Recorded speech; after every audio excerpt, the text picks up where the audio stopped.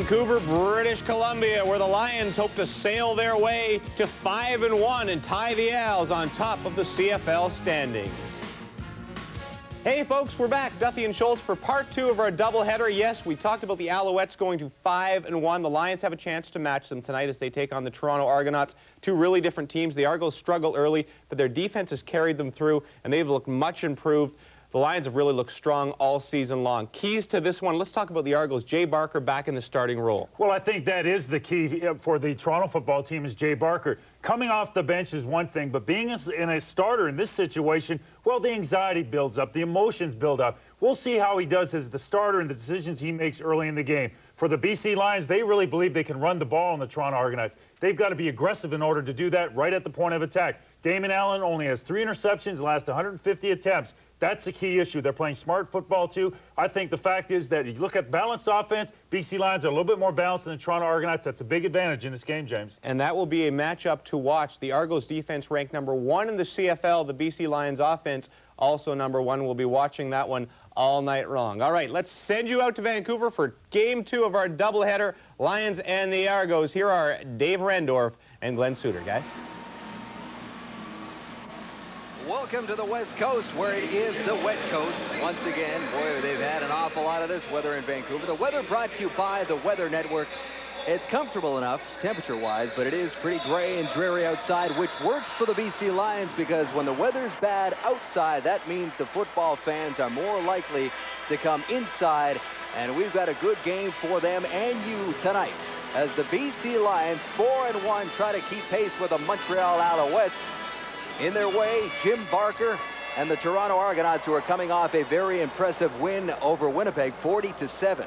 When Greg Mons took over as the head coach halfway through the year last year, he talked about the fact that he had limitations with the X's and O's, but he preached accountability, and he said this is a productive-driven business. You don't produce, you're not going to be around long, and they were listening because he's led this team to 10 wins in 11 regular season games.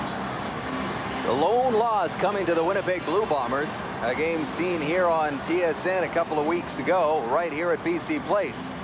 The Argos and Noah Prefontaine are set to kick the ball off. There's Rod Harris, number 81, back into the lineup for the BC Lions, along with Jimmy the Jet Cunningham on the right-hand side of your screen. And we're ready for some football on a Thursday night in Vancouver.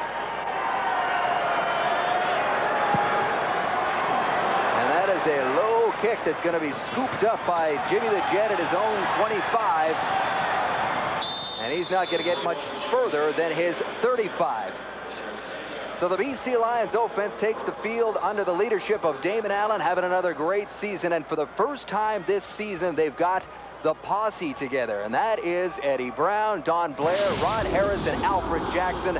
The O-line is veteran. It's all Canadian, and it's led by Jamie Terrace and Mo Eloanibi up front. David Allen, as you just heard Chris Schultz point out, just 3 interceptions so far this season. And he's got a lot of weapons to work with tonight. 1st and 10 from his own 36. He gives to Drummond. Robert Drummond tried to squeeze a few more out of that play. Defensively for the Argos, they're led up front by Glenn Young, Demetrius Maxey, 3 sacks on the year, and Martavius Houston is making a name for himself in the linebacking core. In the secondary, they're led on the corners by the Smiths, Adrian and Donald. Donald's the aggressor, Adrian the great athlete. He does it all for the Argos. Gain of 4 on that play. The running play by Drummond, so it's 2nd and 6 from the 40. Allen empties the backfield.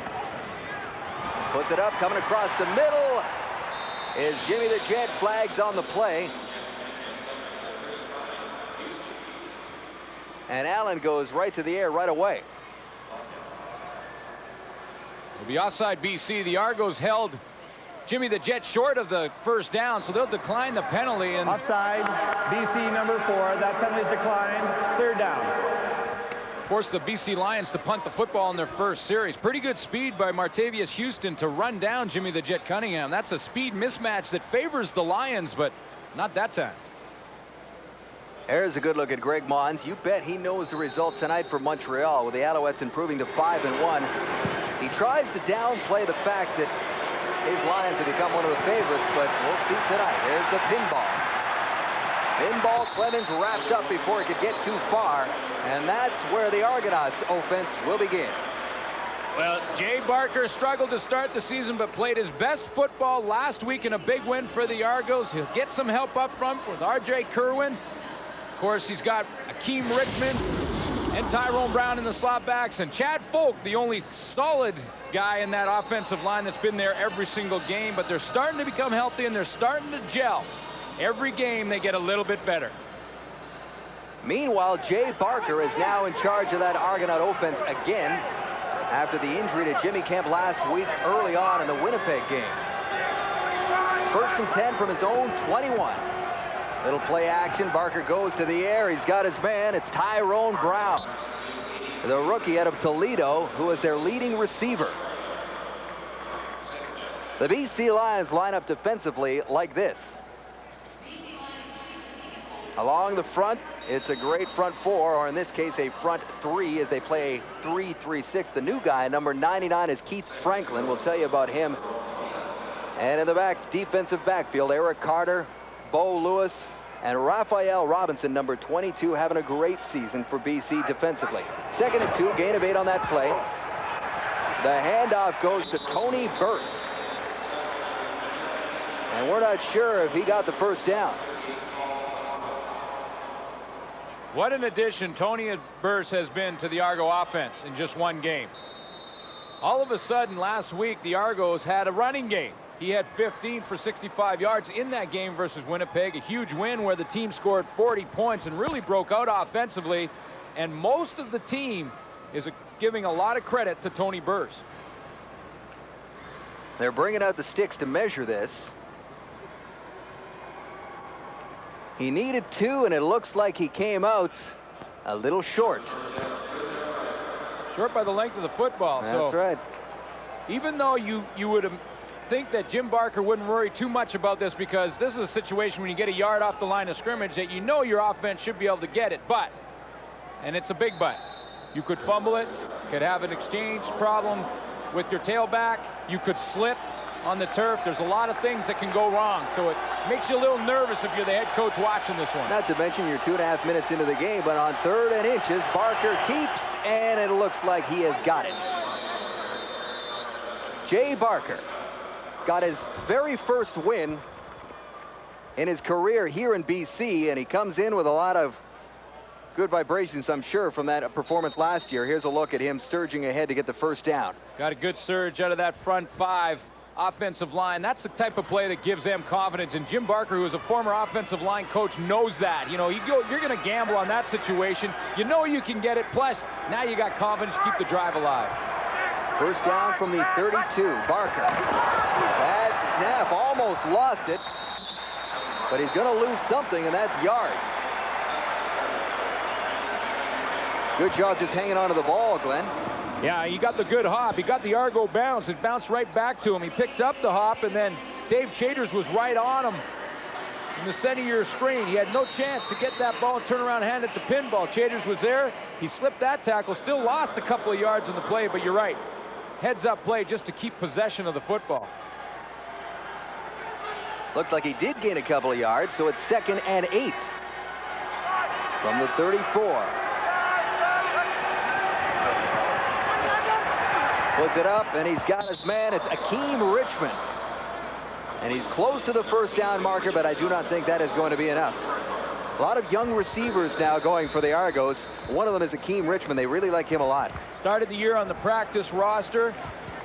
His first start was versus Winnipeg way back. Had a bit of a hamstring injury, but they feel that with Akeem Richmond in the game, they get some speed. They get the ability to stretch defenses. Him and Tyrone Brown from the inside slot positions can really stretch defenses, and that may open things up for Andre Kerwin and Paul Mazzotti.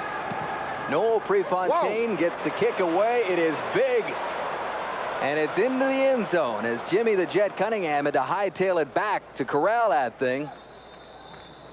So they're going to give up that point and move on from there. An 87-yard punt from Noel Prefontaine, who has a live leg. And Damon Allen will begin when we come back to the CFL Live. CFL Live on TSN is brought to you by Castrol GTX Drive Hard.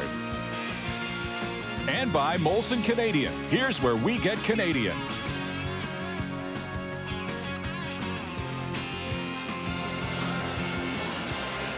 The Argos get a single after an 87-yard punt from Noel Prefontaine, so the Lions will begin from their own 35. Damon Allen with 2 in the backfield.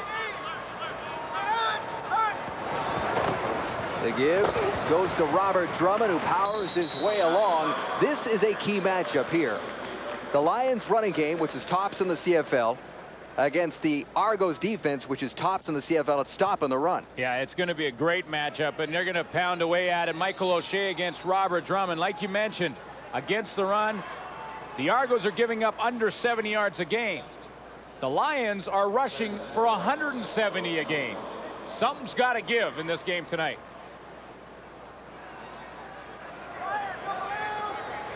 Second down for the Lions. Drummond's back there again. And he's got the ball again, but that is not going to be enough for a first down. That battle along this line of scrimmage tonight is going to be hotly contested. Well, and it's a pride thing for both teams. Jim Barker knows he has a great defense. They're #1 against the run, like we mentioned. Up there against the pass as well. And on the other sideline, you got the same situation offensively.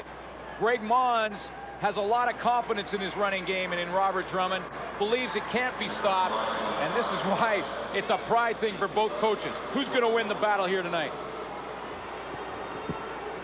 Louis Passaglia back to punt. After Drummond failed to get that first down. His first went 52 yards. He's got to tack on about another 30 to catch up to Prefontaine.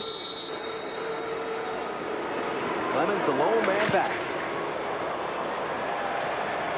And it's a good punt. Clemens takes it at his 20. And he is wrapped up by Dave Donaldson. A 48-yard punt. Practically no return. 2 yards, if that.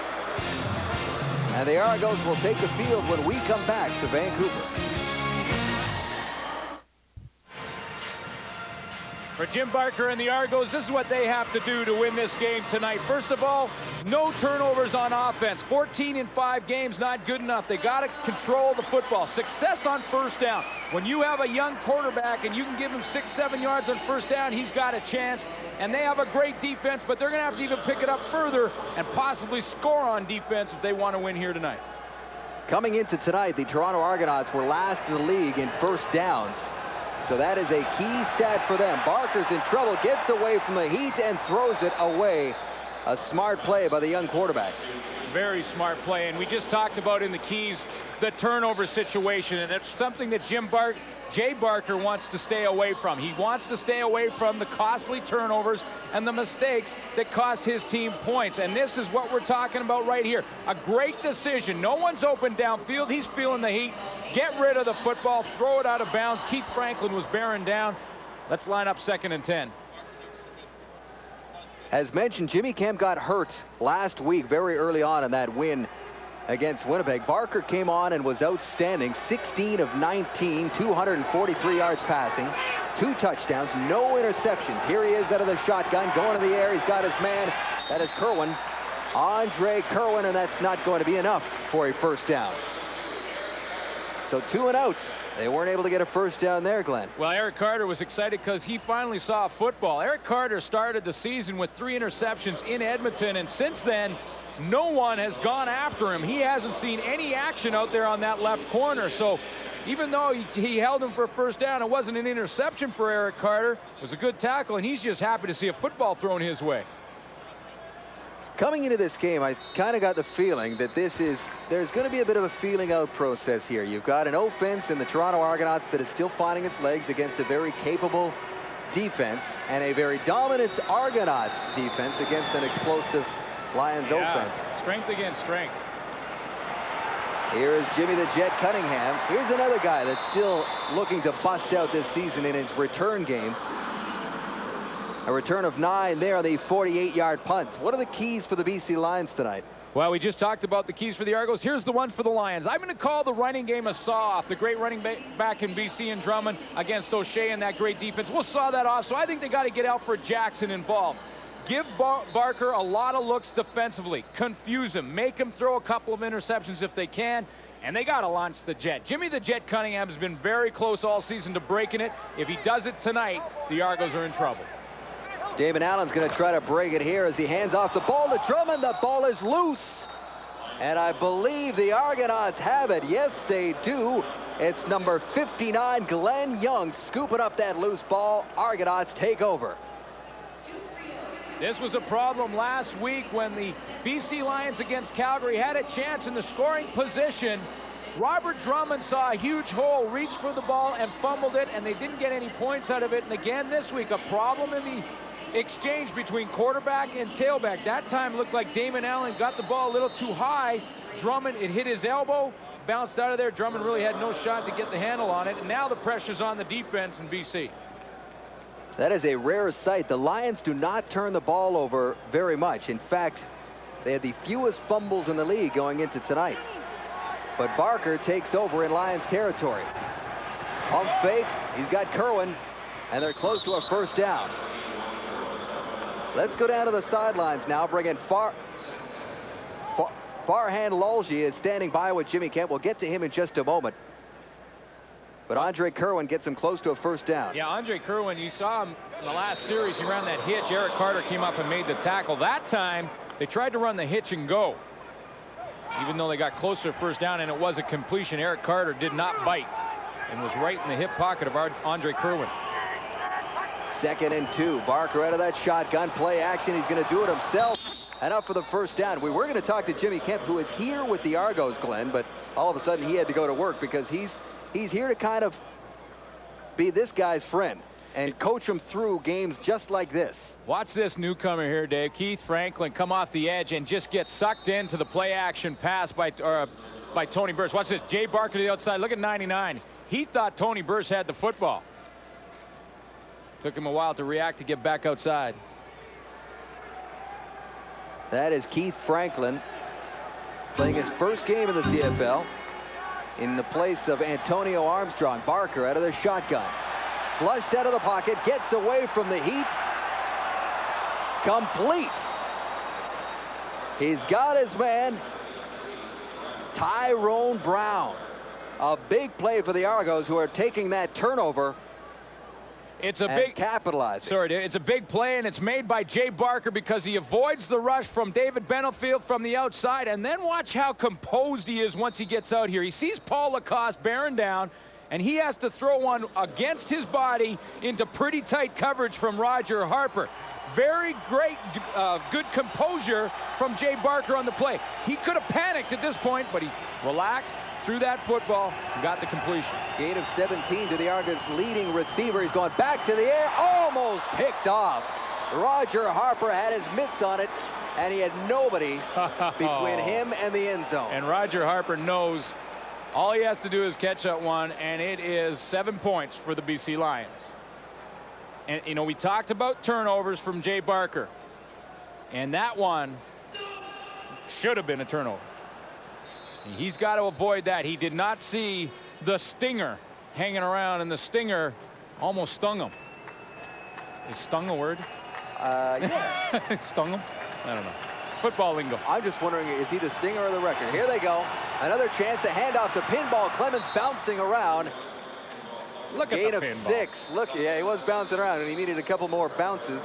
Gain of 6, but not what they were looking for. The pinball's great. I mean, I don't care what year. And I had a nice talk with the pinball before the game and asked him if he's still having fun. And he saw that big smile on him that he always has, no matter where he is and what time it is, or if he's losing or winning or whatever. He's the same guy.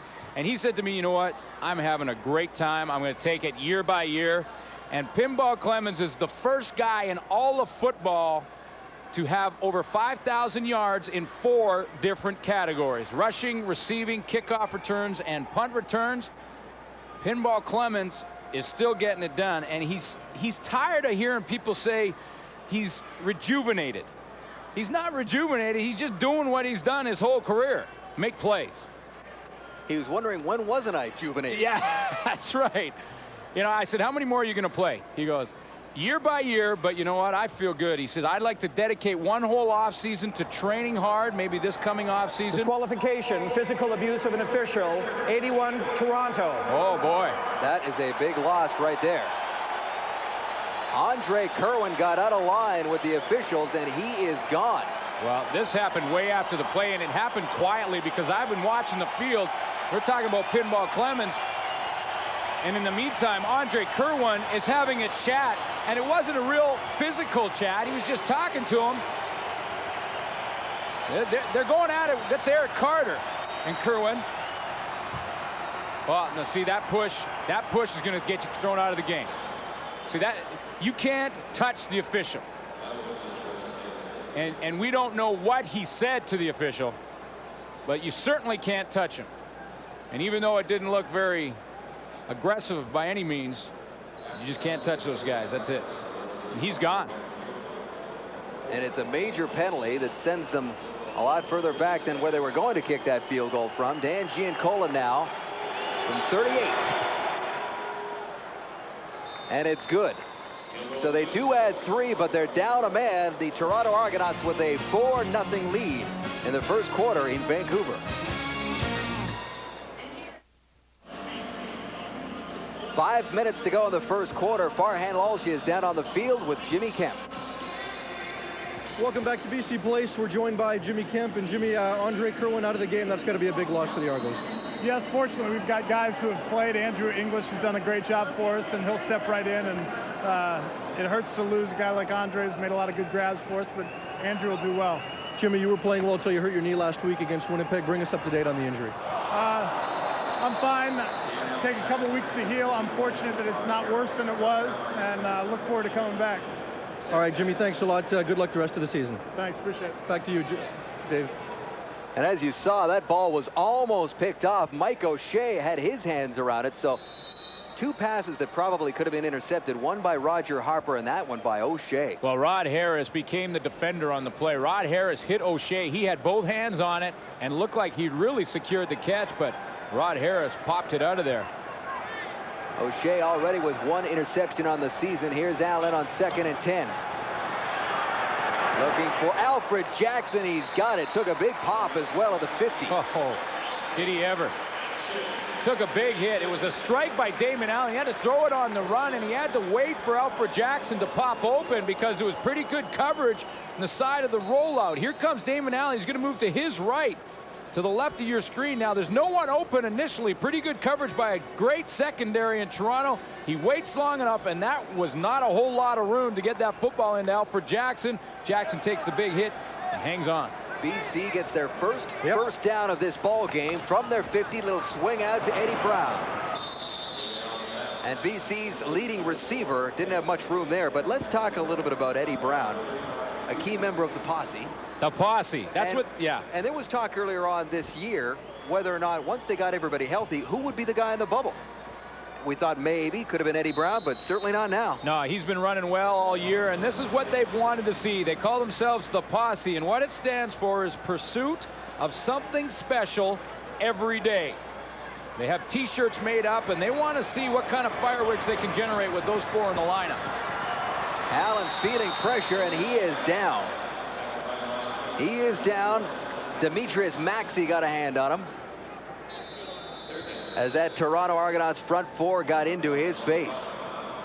Well, the Toronto defense is going to give you a lot of looks, and you saw the linebacking core way up in the line of scrimmage and then dropping out, and that makes Damon Allen hold the football a little longer. When he saw them up in the line of scrimmage, he's expecting blitz. He thought that Michael O'Shea, Kelly Wiltshire, and Matavius Houston would be coming.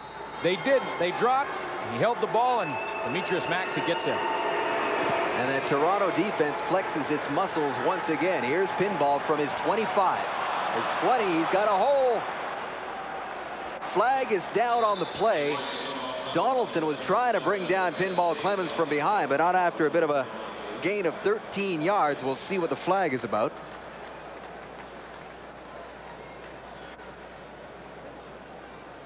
And Greg Mons looked like he was making the signal to take the penalty. Number 30, first down Toronto. And that's exactly what they'll do. A holding call on Wayne Shaw on the special team, so that'll back up the Argos, and now Jay Barker will take over possession in the shadow of his own goalpost. Here's the penalties. Holding on Mike Crum. He grabs that jersey, doesn't let Mike Crum get back into the play, and officials caught him. So there's Andrew English. He now comes into the Toronto offensive lineup with Kerwin gone, thrown out for abusing officials. He shoved him on the last series, so the Vancouver boy has a chance to really shine here. Barker from his own 9-yard line, and that one is going to be whistled down before it even begins. He didn't get it off in time. 20-second clock expired. Pound violation. Toronto, number 7. See, and what happens is Jay Barker goes up over the line of scrimmage, decides he wants to audible, but he doesn't realize he's taken too long in the huddle already and doesn't have time to do that. And that's, you know, young quarterbacks make little mistakes in the football game. That's one of them. See if he can limit them as this game goes on. That could prove to be a very big mistake as Barker hands it off. And shoved right back to where he came from is Pinball Clemens. And this time it's the BC Lions defense flexing its muscles. They're flying around in that defense. They've had some problems gang tackling on defense. Greg Mons addressed the issue this week in practice, and watch how many black jerseys show up at Pinball Clemens. I count 4 or 5 right there. I mean, that's a piling on Pinball. Pinball's 170 pounds. He was badly outweighed on that last play. You saw Tony Burst throw a great lead block. The hole was there, but it was quickly filled by the Lions. 2nd and 13 from the 6. Again, the handoff to the Pinball gets a little bit of breathing room, but not much. That ball's not loose. So the Lions have pinned him deep. David Benefield is fired up. Yeah, Benefield's involved, but Herman Smith is the guy who makes the play. Herman Smith is going to blow it up right at the point of attack. Watch how he attacks the line of scrimmage and eliminates the pulling guard. Look at that. That made Pinball Clemens turn it up. He had no shot to do it. Patrick Kessie could not kick him out. Herman Smith ended that play. And when you've got a punter like Noel Prefontaine who can boom it close to 90 yards, maybe this is the best place to have him kicking from. Still doesn't guarantee you a good field position. That is not one of his best. Cunningham lets it get away from him. They get a great bounce, but Cunningham's coming back the other way and finally knocked down at his own 50-yard line. So the Argonauts defense steps up, makes a couple of plays, and the Lions respond right back, Len. Yeah, they do. They need to put some points on the board, and they're going to need Jamie Terrace and the boys up front to get it done. Jamie Terrace, of course, had to move over to the center position, and look at the matchup here. BC offensive line averaging 6'5", 290 pounds against the Toronto D-line that's 6'3", 260. You would think that that's a big advantage for the BC Lions, but this is a quick bunch in the Argo defense, and sometimes when you give up a little bit of size, you pick it up in quickness, and they can really move down there. Jermaine Haley, Demetrius Maxey can get after it. Glenn Young, Roger Dunbrack rounding out that front 4, allowing less than 70 yards a game along the ground. The Lions averaging close to 170. There's a little play action to Drummond. Allen's going to put it up, and that pass is easy pickings for O'Shea. A little lateral to Kelly Wiltshire, and he's still on his feet. Allen had his hand tipped as he delivered the pass, and all O'Shea had to do was stand there and reel it in. Yeah, that was, someone hit Damon Allen's hand, and I didn't see the number, but Damon Allen got his arm hit in the throwing motion, and that ball just popped up in there. Here comes the pressure from the backside. Michael O'Shea picks it off. Little pitch out to Kelly Wiltshire, and they're gone. They just come in with 4 up front from Toronto, and we talked about their quickness. Glenn Young is the guy who knocks it down. We talked about their quickness. Glenn Young is just 230 pounds playing rush in, and Glenn Young got there from the outside when they were just rushing 4 against 5 offensive linemen for BC. And Barker has much better field position to work with this time. Swings it out. He's got English. Andrew English. Gain of 5 on the play. Well, Andrew English is going to be asked to step up now. Andre Kerwin out of the lineup. Andrew English just coming off a groin injury, so you know he's not quite 100%. And a big game versus Montreal where he had a touchdown and over 100 yards. He can get it done. I mean, he really set the tone in that Montreal game. We did that game, and early in the game, he went deep for over a 60-yard reception and really set the tone for the Argos. Also in week 1, Vince Danielson had a big week, so you had 2 UBC receivers atop the league. Here's Barker on 2nd down. Over the middle, he's got a man, and that ball's loose. Scooped up by Paul Lacoste. Still on his feet. Look at Paul Lacoste go. Down inside the 20.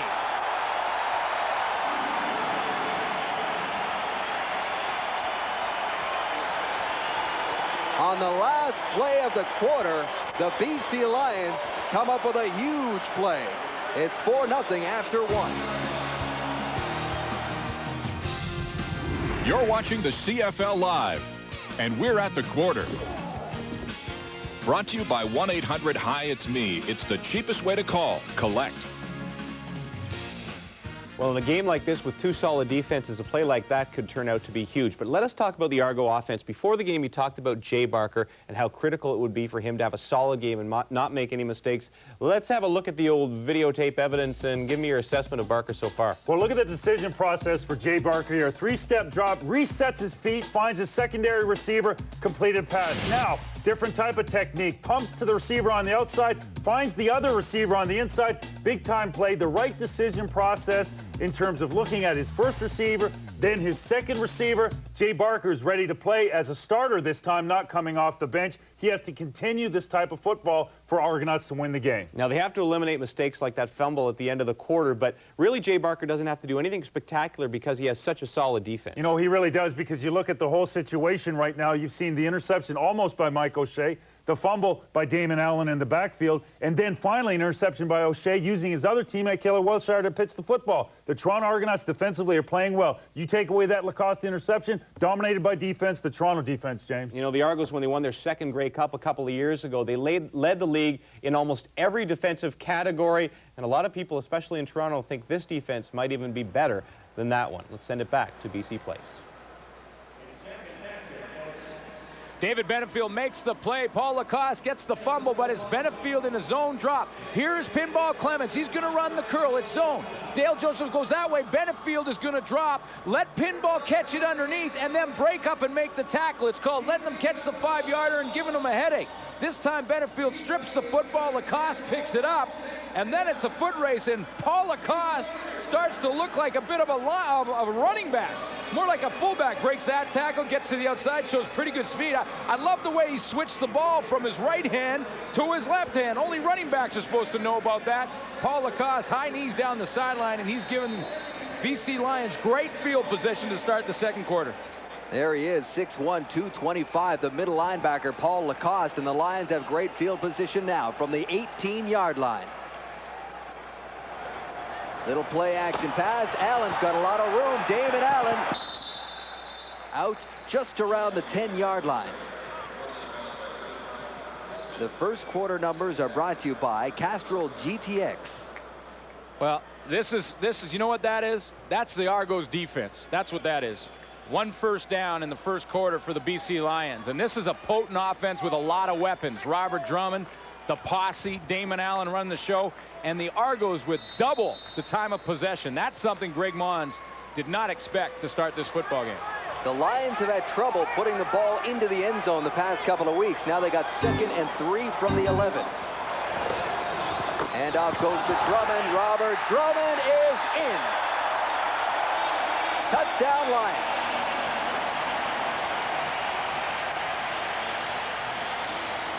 No trouble there. You know what? For the Argos on defense, it was a case of, was there a player out there that was going to step in front of that train? And you know what? None of them wanted to, because this guy was coming. Robert Drummond hits this whole little jab step, goes back to his right, and he is on his way. And no one was getting in front of that train. In fact, 4 Argos bought a ticket for it. In coach class, I hope. Yeah, those knees get up on Robert Drummond. It's awful tough. He's having a great season. And when he plays well this season, the Lions have won. Now, it's very early, but that'll be a big confidence boost for them. As mentioned, they've had a tough time putting the ball into pay dirt. We've got a player down on the field for the Argonauts. Kelly Wiltshire is down on the down on the play. Maybe he caught one of those knees. Yeah, he was underneath that train. He got caught in the tracks. Robert Drummond. How about that call by Greg Mons to send Drummond straight up the middle, saying, this is our strength. We know your strength. Here we go. I love that. I love that. And we're going to see it all game. And you know this is great. And that's the kind of guy Greg Mons is. Oh, no question. When you talk to him about, you know, Greg, you're coming into this game against an Argo defense that is great against the run. Does that mean that Robert Drummond is not involved much? You go, no way. We're going to do what we do best, and that's run the football. And let's see how good they are against the run. Of course, you go over to the other sideline, and Jim Barker saying, yeah, well, let them run, because we're going to. This is a great matchup because you want to see the best against the best, and that's what we're seeing in that aspect here tonight. Robert Drummond came into tonight with 474 yards rushing. With Mike Pringle not playing tonight for the Alouettes, he is likely going to pass him and take over top spot in the CFL. He's averaging 6 yards a carry. That's a full yard better than Mike Pringle. Yeah, and when you talk about the comparison between Drummond and Pringle this year, if Robert Drummond carried the ball as many times coming into this game this week as Mike Pringle had coming in, he would be 100 yards ahead of Mike Pringle. So that you have to take into consideration. Robert Drummond is really having a Robert Drummond type year. Not like we saw last year, like we saw when he was back in Toronto. He had a lot of troubles last season off the field. There was family problems. He lost his father tragically back home in Syracuse, New York. He also played with injuries. But this season, it's been a lot of beating the drum. And what a block up front by Steve Harden, number 61, on Michael O'Shea. Michael O'Shea is the guy that's got to slide over and make that play, and number 61, Steve Harden, would not allow him in there. I mean, Steve Harden eliminates. We got to get one more look at that, because this is a great block, and I'll point it out for you. Watch this. Steve Harden on number 50. Now this is Michael O'Shea's play. Now watch Harden take him out of there. See, Harden slides down, gets good contact on O'Shea, and then it's too late. He's gone. And finally, there is the extra point by Louis Pasaglia. So it's 7-4 for the BC Lions, as the touchdown by Drummond has put them up by 3. And speaking of going up, there's your buddy. Well, you know, he hasn't got as much exercise as he's like going up and down that pole. He hasn't really been earning his money lately. But I'm sure the Lions, if they have it their way, will try to change that. Oh, they'll try and wear him out. They'll try and get another logger in here if he gets too tired. That's what they want to do. But they're playing against a pretty good defense, so we'll have to wait and see if they actually can do it. It's easy to say, not so easy to do. Oh, yeah, this game is, we're not even a minute into the second quarter. There's a lot of football to be played.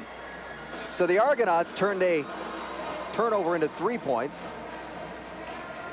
And then the BC Lions took a fumble by the Argonauts and a big return by Paul Lacoste all the way down and punched it in. Robert Drummond putting the exclamation mark on it. Yeah, the key play coming from the BC Lions' new fullback, Paul Lacoste, who up until this point has only played linebacker. He looked like a fullback when he picked up that fumble. By the way, what a job he has done at the middle linebacker position for the BC Lions. Oh, has he ever. And you know, that has been a position that has been a problem for the BC Lions for really the last 5 years. The middle linebacker spot, they really have not been able to find someone, and it looks like they have in Paul Lacoste. Oh, we're finally going to get underway again. There's the kickoff by Brett Anderson. Pinball Clements up to the 30. And not much more. So back comes Jay Barker after a 14-yard return, a 56-yard kickoff. Barker's numbers so far not bad. However, that last play really got him into trouble. Yeah, and that wasn't Jay Barker's fault. Absolutely. He threw it to Pinball. Pinball dropped the football. I mean, he had the help from David Benefield with that big arm coming across. So you can't give that one to Jay Barker, but Jay Barker's got to respond. Now the pressure is on his shoulders. He's got to come back. The BC Lions have momentum. Got to get a bit of a drive together. It doesn't even necessarily have to score. Just has to put 2 or 3 first downs together, give his defense a rest, try and get some momentum back. And it is first down from the 33. There's another one that's up for grabs, and it was just missed by Eric Carter. Eric Carter hasn't seen, he can count the amount of passes to his side after game 1 on one hand. All of a sudden he's seen 2 tonight. One bounces up in the air right here, and he hasn't seen him for so long he didn't know what to do with it. First of all, Benefield's right in the face of Jay Barker, and he had to kind of throw it around him. But watch this, Carter, he says, what is this thing? I haven't seen this brown thing for quite a while. Oh yeah, I forgot how to catch it. You don't want to give that guy too many sniffs at a loose ball like that. Oh, he's going to get one. So it's 2nd and 10. Again from the 33. Barker out of that shotgun. Puts it up far side, and that one is not picked off. He was out of bounds. But Barker flirting with disaster again. Reggie Carthon had a beat on it. Yeah, he did. And you know, what was the play? Right here, he's trying to get the fly and die, it's called, right down the sideline. But he throws it way too late. If he throws that ball about a split second earlier, he may have a chance. Tyrone Brown is about 5 yards too far down the field when that ball is delivered, and that's why Reggie Carthon has a chance to get it. If Jay Barker throws that one earlier, he might not be able to get that close to that football. And as expected, both defenses having a lot to say about how this game is going so far. We are early in the 2nd quarter. There's Noel Prefontaine, another good, low, long punt. Cunningham goes back to retrieve it. Circles back, looking for some room, not gonna get it. The live leg of Noel Prefontaine pins him deep again. We'll be back to Vancouver right after this.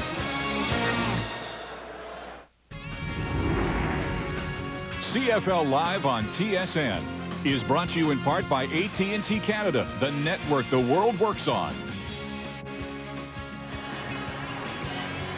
We are early in the 2nd quarter here in Vancouver. The BC Lions with a 7-4 lead over the Toronto Argonauts. Both teams won last week, and both teams are having trouble moving the ball against a couple of very good defenses. Damon Allen on first down. Rolls out to his right, goes up over the middle. He's got Don Blair for a big gain. One of the posse. Gain of 11 on the play. BC Lions right now are doing a nice job of moving the pocket around. They're not making Damon Allen a pocket passer. They're making him a rollout passer in this game, and they're stretching that Argo zone defense. You see how the holes will develop. Damon Allen could have dumped it off to Rod Harris, who had found a hole, and Don Blair found one a little deeper, so he chose him. That looked like a long 11. You're right. It was 24-yard gain on that play. Damon Allen hands off to Drummond. Drummond straight up the middle. Again, averaging 6 yards per carry. If you can get that type of production on first down, it's devastating, doesn't it? Oh, well, it's everything to your offense. And, you know, if you're on the defensive side of the football and offensively the team you're playing is getting 6 yards a carry from their running back, and Drummond looks a little bit winded or a little nicked, but they're getting 6 yards a carry. It's tough to win. You can't win games like that. Your quarterback playing against is in 2nd and 3 or less. Boy, it's a long night. He won't be running on this play. 2nd and 5 after the 5-yard gain. Allen straight up the middle. Just enough for the first down. He knew exactly where the marker was and just went down when he had that first down. You know, he's going to take off and run, and Damon Allen likes to spread his receivers and backs out of the backfield because it'll open up some alleys for him. But it's interesting at the end of this play, Damon Allen takes off and runs, and he hook slides feet first. And quarterbacks are now saying in the league that they don't like to hook slide feet first, even though they know they're protected. players are diving over them and going for their chins, and it's the first thing that they see when they go feet first, so they like to get out of that. The first thing Robert Drummond saw was a lot of white jerseys as he hit the line of scrimmage, and he is pushed back for a loss of 1. Yeah, Glenn Young again involved in the game. I mean, Glenn Young moved up. Glenn Young is naturally a middle linebacker. And if you were asked Glenn Young where he'd like to play, he'd probably tell you right in the middle, that linebacking core. But because Martavius Houston has played well and Glenn Young is such a great athlete, they want to keep both of them on the field. So they move Glenn Young up to the rush end position. And guess what? He's excelling up there. And that's what you want. When Houston's moving around and doing well, you can keep Glenn Young and both of them on the field, benefits your D. Here's Allen getting out of trouble. There's a flag down. He's going long. He's got a man. It's Cunningham. And he couldn't reel that one in over his shoulder. But as mentioned, there was a flag in the backfield, and it's going to be against BC. It's going to come back. Holding call against the BC Lions. So even if he caught it, it would have been back. Holding. BC number 64. Second down repeated. Mo Elwanibi on Roger Dunbrack. Mo Elwanibi plays the left tackle position. He's working on Roger Dunbrack. Now, Damon Allen has to roll to the outside because he doesn't have anything to the play call. And look at the holding. That's right around the outside. Now, not only grabbed the shoulder pad, but also grabbed Roger Dunbrack's jersey. You want to talk about a guy who gets up for a game. Mo Elwanibi gets to the arena at 2:30 this afternoon, 5 hours before kickoff. I said, what do you do? He says, I walk around the stadium, talk to everybody, see how everybody's doing. And he talks to everybody. And he sets up his Mo zone. He's got his own section here that he fills with kids, so he makes sure that's okay. 2nd and 21 after the holding call. Allen going long again, looking for Alfred Jackson. He's got him, but he's out of bounds. Just a little too far to the right. Well, I tell you something. The posse is getting off the ball. Now, that one was just out of bounds, but I looked at the entire field right there. Alfred Jackson was open by about 3 yards. Don Blair was open by about 7 down the middle. And Jimmy the Jet Cunningham on this side of the field was open by about 3. I mean, they are running tonight. You see Alfred Jackson to the top of your screen running the corner route. Don Smith trying to back off and get on him. There's 2 yards there. There's Blair down the middle. He was also open. Just missed. Lou is back. He's got a hard act to follow with Noel Prefontaine just booming him. But that's not a bad punt. There's Adrian Smith. Adrian Smith giving Pinball a bit of a rest, gets up to his 45-yard line, and that's where the Argos will begin when we come back. 7-4 BC, 9:34 to go in the second quarter. Jay Barker's ready to go, but before we get back to the game, back down to the field for Farhan Lalji.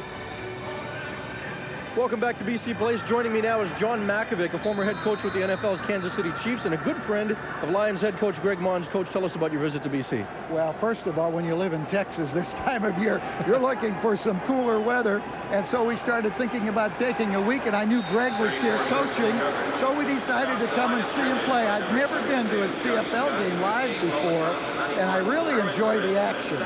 Now, Coach, any words of advice for your former pupil? Because you had Greg for 3 years in Kansas City. Well, Greg's what, 10 out of his last 11? Yep. He needs to give me some advice. He's doing a nice job. And I think his ability to understand what players can work and how they can do it, his personnel background's really good for him. All right, Coach, thanks a lot. Enjoy the rest of your visit. Yeah, we will. Thank you. Back to you, Dave. Greg Mons, a former scout and director of pro personnel for the Kansas City Chiefs. 2nd and 8 for the Argonauts. Barker flushed out. Little pitch to Tony Burse, and he drops it, but he picks it back up and gets the first down and a whole lot more. He was so wide open that he could dribble it a little bit and keep on running. Well, that's what he does. Look, it looked like Tony Burse was trying to get a breakaway layup. I mean, pretty heads-up play by Jay Barker to just get this one out of there. He just saw Burse at the last second, and I love what Burse does with it afterward. First of all, he blocks Johnny Scott, then turns around, picks up the ball. Now he says, okay, breakaway layup. One bounce, pick it up. Now I got to dunk it. Uh-oh, I can't dunk it. Here comes Raphael Robinson. All right. Bottom line, it's a gain of 17 yards on the play, and the Argos are into BC territory. There's Burse again. Tony Burse straight ahead. The hammer out of the backfield for Toronto. Tony Burse attacks the line of scrimmage, and he brings some attitude with him. Tony Burse explodes into the line and takes some pretty good defenders with him. Roger Harper gets pushed back, and so does Dave Chaders. That's not easy. The Argos have had trouble getting a running game going. They gave up on Eric Blunt out of the backfield. He's no longer with the team. They brought in Burse last week, and he's been very effective. Here he is again. Tony Burse with a head of steam inside the 25-yard line. He also brings, Dave, an intangible to the huddle. Tony Burse is so enthusiastic about the game and loves to play the game. He was playing arena ball before he got here, but he is so happy to be back in the CFL. Things didn't work out with him in Edmonton, with Don Matthews arriving on the scene there, so he went down and played arena ball. He played in the gym. He said it was all right. He got a chance to play some different positions, but he is so enthusiastic, it's infectious in the offensive huddle for Toronto, and they love playing right now. Another first down. The pitch this time to Clemens. A little bit of a different look there, and he's wrapped up. You know, the other thing that Burse brings is about 240 pounds straight at you. The program says 220, but that's no 220. I mean, if you took both arms, you got 200 right there. I mean, Tony Burse is 240 if he's an ounce. You know what? And what it does, too, for this offense is it gives you got the power back now in Tony Burse, who's going to lower his shoulders and take on defenders, and then you toss one out to Pinball, who's going to make you miss. See, Pinball's hiding behind Tony Burse right now. That's how big. There's Pinball. See, when we look from behind, we couldn't see Pinball. That's how big Burse is. That's the way he likes it. Yeah, but that's a nice mix. Now, not to mention the fact you take Tony Burse and you throw him as the lead blocker for Pinball, and you're playing with another guard, right? You got another guard in your backfield now. You know, and he talks, he gets in the huddle, he gets everybody fired up. Tony Burse is a big signing for the Argos. What he did last week, as well as run the ball for 65 yards and a touchdown, was also light the fuse on special teams. He laid some punishing hits and fired up the team. Mike O'Shea was saying that Tony Burse got us excited. Well, he does, and you know, that's the thing. He'll cover kicks. He gets excited. He gets fired up. He'll talk to Jay Barker. He doesn't mind. He'll get him fired up. I asked Jay Barker about Burse. He said it was fun last week with him in the huddle, boy. He gets excited. Nice little drive here, going primarily along the ground for the Toronto Argonauts.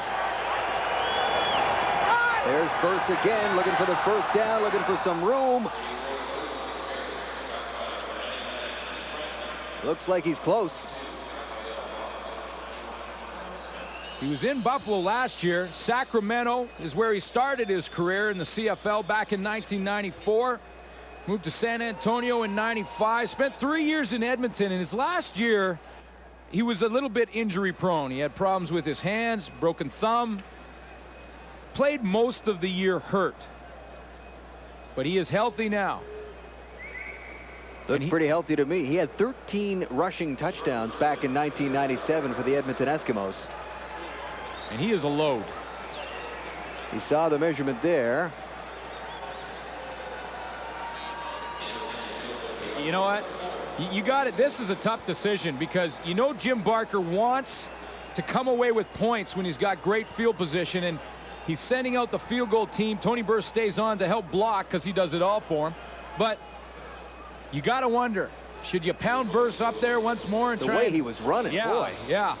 You know, I mean, you have some momentum, so you know, I can see what Jim Barker's saying. He wants to get points when he's in plus territory. He's going to tie the game here if everything goes well for Dan Giancola, who's kicked well for Toronto, 12 of 16 coming into this game.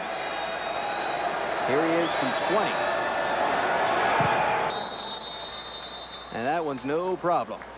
So we're all tied up, 7 apiece in Vancouver. The Lions and the Argos, 5:48 to go, second quarter.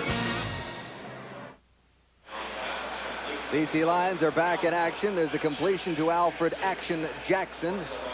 He talked about getting him involved because He's one of the biggest play receivers in the league that really hasn't done a whole lot from a lot of different reasons, mainly injuries right now. Yeah, he had the hamstring in training camp, missed the first part of the season. 2 weeks ago, he got his first start in 1999, but late in that game, the hamstring tightened up again. Jimmy Oliver got a chance to play last week, but Alfred Jackson's back in the game, and he can be their big play guy. And Allen is going to the air now. Scampers there for a game, but their plan now is to start picking away, throwing the ball, putting it up, getting that posse spread out, and getting everybody involved. Last week, he used 7 receivers, so they like to spread it around. He says he doesn't worry about anybody wanting the ball or sharing the load. No, and you know what's great about Damon Allen? And people will ask me all the time, like, how can Damon Allen play as long as he's played from the quarterback position? You see how he ducked that hit there? He has an uncanny ability of avoiding solid contact. Yeah, you can tackle him every now and then, but you never really get a solid hit on him.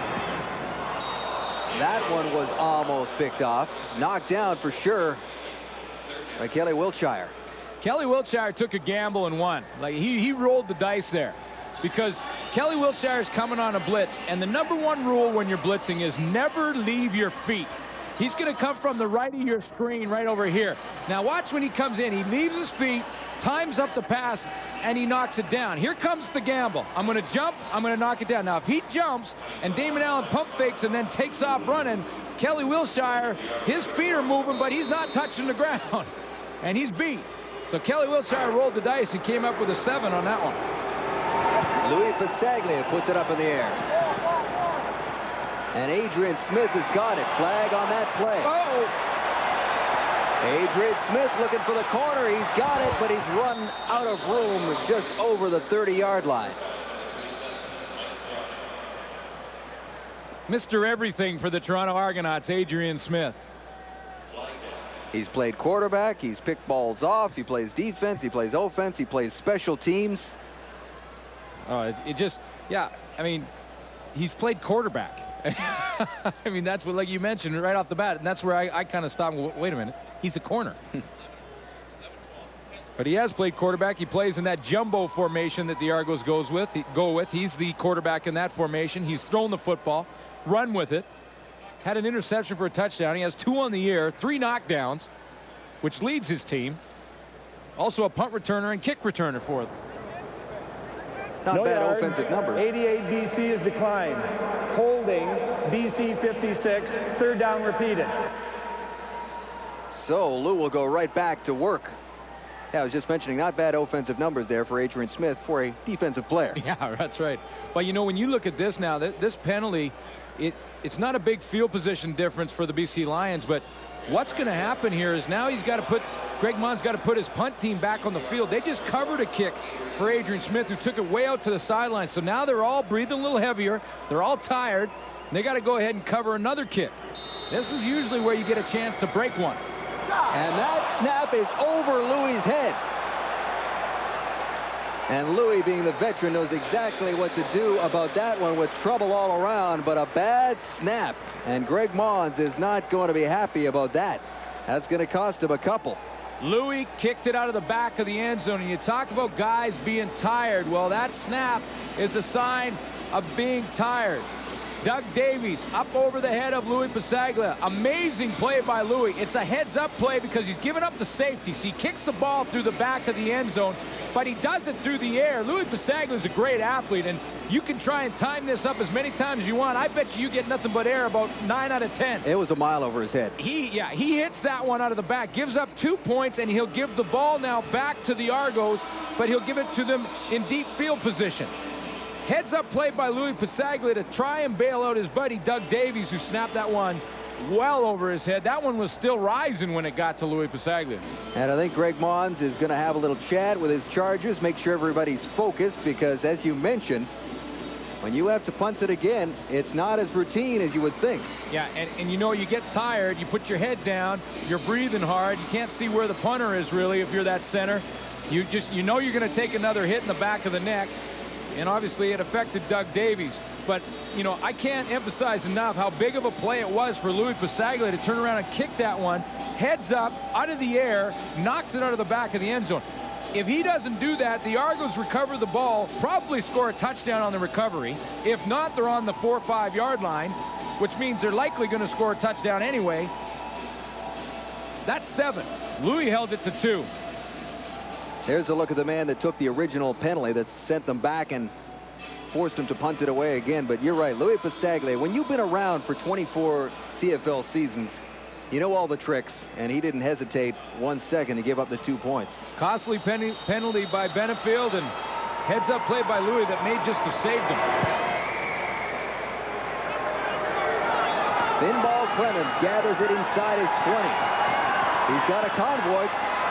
Clemens still on his feet, looking for the corner. And he's still on his feet. Pinball Clemens, a nice return. He just took what they gave all the way down the field. I'm going to tell you something. When I talked to him, and we talked about that already, I said to Pinball, and I'm not afraid to say it, I know that every fan in Toronto says it too, and would echo my sentiments, because I said to him, you got to keep playing. You know what? It is so much fun to watch you. Because when I asked him, you know, would you play another year? Are you looking at 2-3 down the line? He said it's year by year, but I'm really considering that maybe this may be my last season. And come on, Pinball, you got to come back, because we love watching that magic. 34 years old in his 11th season with the Argos. Barker, after the 48-yard return, hands the ball off for a gain of a couple.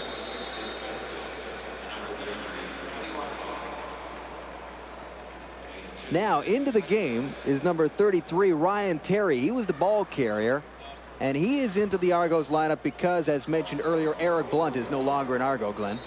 That's right. Eric Blunt was told prior to this game during the week that he was not making the trip, disappeared, ended up in Montreal, and that's a situation that is still pending because Eric Tillman wants compensation because he's still under contract. In fact, at the time he went to Montreal, he was suspended. Regardless of that, Ryan Terry gets a chance to play. Briefly, but we could see him again. Pump fake by Barker. Nice spin move up to the 40-yard line. Not enough for a first down, however. And they'll have to bring on the field goal kicking unit. And when we come back, we will show you that field goal. It's 9-7 Toronto over the BC Lions inside the 3-minute warning.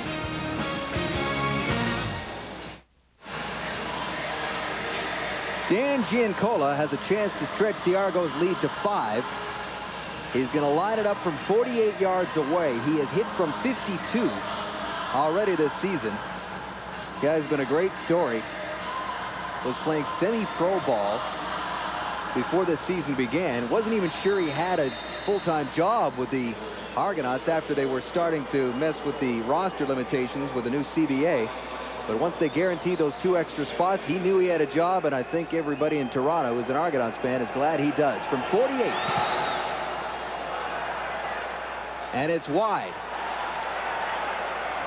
But it'll be good for 1 as Cunningham takes the knee. So it's 10-7. We were talking about Ryan Terry. Eric Tillman, the Argos GM, credits his days with TSN, actually, with finding Ryan Terry. He said in his weekly calls around the league, he was speaking to Kay Stevenson, the then coach of the Edmonton Eskimos, and he said, you know, I've got these running backs here. I got to make a decision. I like this guy, Ryan Terry. He's a heck of a player, but I got to stick with Troy Mills, so he let Ryan Terry go. But Eric Tillman always remembered how much he loved Terry, and one of the first things he did when he became the GM was put Terry on his neg list, and here he is. Yeah, and Ryan Terry, going into the season, was supposed to be in the picture. What Tillman wanted to do was put Terry in, give Eric Blunt a chance at running the football, an experiment that obviously didn't work out for the Argos. That's why Eric Blunt is not here. But what Tillman wanted to do is go with Terry, Pinball, and Eric Blunt. And this play is going with Mark Nora. Mark Nora's first carry of the ball game is a good one. Now he has a chance just to go back and finish that point in Eric Tillman. He has a chance now to still go with the 3 import running backs. I'm talking now about Tony Burst, the power fullback, Pinball, the scat back, and Ryan Terry. He's got a little bit of both in Ryan Terry. So you got the big guy in Burst, you got a tiny little back that can make you miss in Pinball, and now you got Ryan Terry that gives you a little bit of both, and that's what they want to develop their running game from. And here's Nora again with the run. And in keeping with this theme, you know, Eric Blunt 3,800 yards all-purpose last season, a huge year. But Eric Tillman, I think, admits that he perhaps overestimated his ability as a running back. Yeah, and you go back to that trade that he made. You're talking about Kerwin Bell to Winnipeg for Eric Blunt and Mitch running. Well, there was a lot more to that trade than just Eric Blunt and Mitch running. Flag on this play before Allen gets it away, and he is wrapped up. Ball is loose. Who's got it under there? It's still loose. Looks like Jamie Terrace finally wrapped it up. There was a flag back at the line of scrimmage. We'll wait and see what they have to say about that.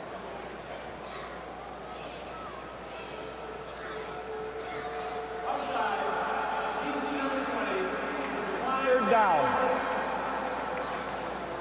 Don Blair was offside, so the Lions will have to kick it away, and Greg Mons is not happy about where they are going to be kicking it from. Well, you know, when Greg Mons looks out on the field, I'm sure he's thinking, you know, I'm getting effort. The effort's not a problem. I'm not getting execution. That's been a couple times now that the offense and special teams have dropped the ball. Remember, the last snap went over Louis' head. That was a loss of 24 yards on that play. Lou gets a good punt away to Adrian Smith. Smith looking for the corner. And finally wrapped up inside his own 30-yard line. We're about 1:35 away from halftime, and at that time, we'll be sending it back to CFL Control. James Duthie, Chris Schultz, waiting to talk about this game and the one that was played earlier tonight in Montreal with the Alouettes. An impressive victory over the Hamilton Tiger Cats to improve to 5-1. Wow. On the season. What an impressive victory that is when you consider that Pringle wasn't in that game, Tracy Ham didn't play in that game, and then the Hamilton Tiger Cats, 117 points, I believe it is, in their last 2 games. Wow, that's a big win for Montreal. This would be a huge win for Toronto if they're able to keep the ball rolling here, because after this game here, they play Montreal back-to-back and then Hamilton. That is a huge stretch in the East. And that man, Jim Barker, knows all about it. He was talking to me about it before the game. Here's Jay Barker. Feeling some heat, wrapped up. David Benfield's having himself a game. He is really having himself a game. Think back to the first quarter when he stripped the football from Mike Clemens. Now watch this rush and the power from David Benefield. First of all, straight bull rush, driving Chris Gioskis back, and then with his right arm, reaches over, grabs Jay Barker and says, you're not going anywhere, buddy. Pulls him down with one arm. David Benfield's having a game. And you know that he feels accountable because he took a penalty earlier in this half that sent the Lions back to have to re-kick the ball. The snap went over Louis' head, and it ultimately cost him a couple of points. He's feeling accountable, you can bet. The Argos have called a timeout here. Jay Barker wants to talk things over with Jim Barker. Well, you know what I found quite interesting about that is that Tony Burse turned around and called the timeout before Jay Barker did. Obviously, the play that they had called was not going to work. And you're talking about a guy that's been around for a couple of weeks. He knows the offense that well to recognize on the line of scrimmage when they turn around, this play is not going to work against this defense. Turned around, called the timeout, and right after that, Jay Barker did the exact same thing, not knowing that Burse had already done it.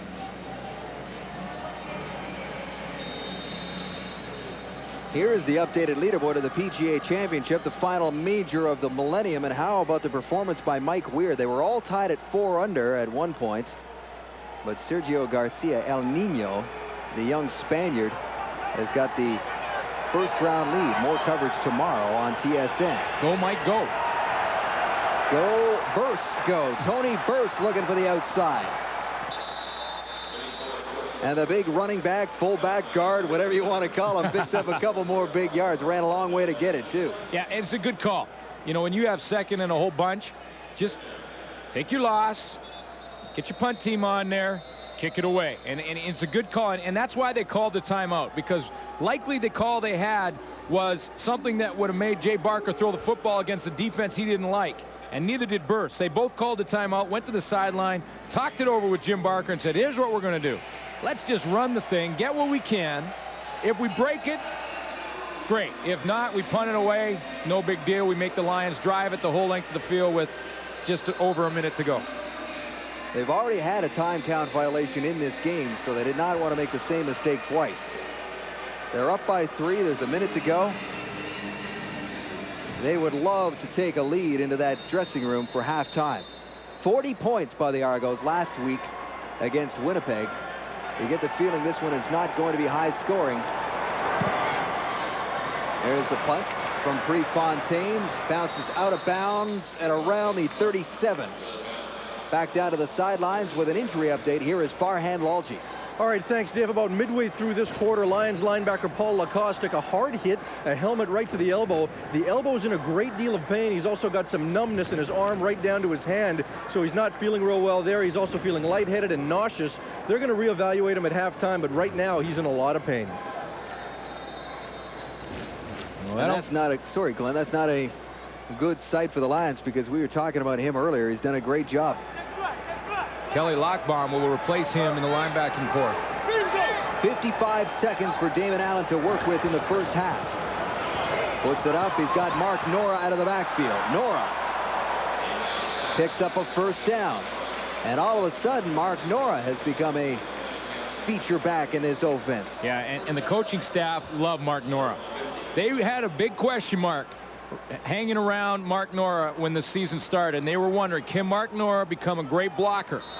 We saw him run the football at UBC, and he's blocking well as well also. Did he ever? Won a Heck Crichton Trophy. Here's Jimmy the Jet over the middle, picks up maybe 4 yards on the play. 38 seconds to go.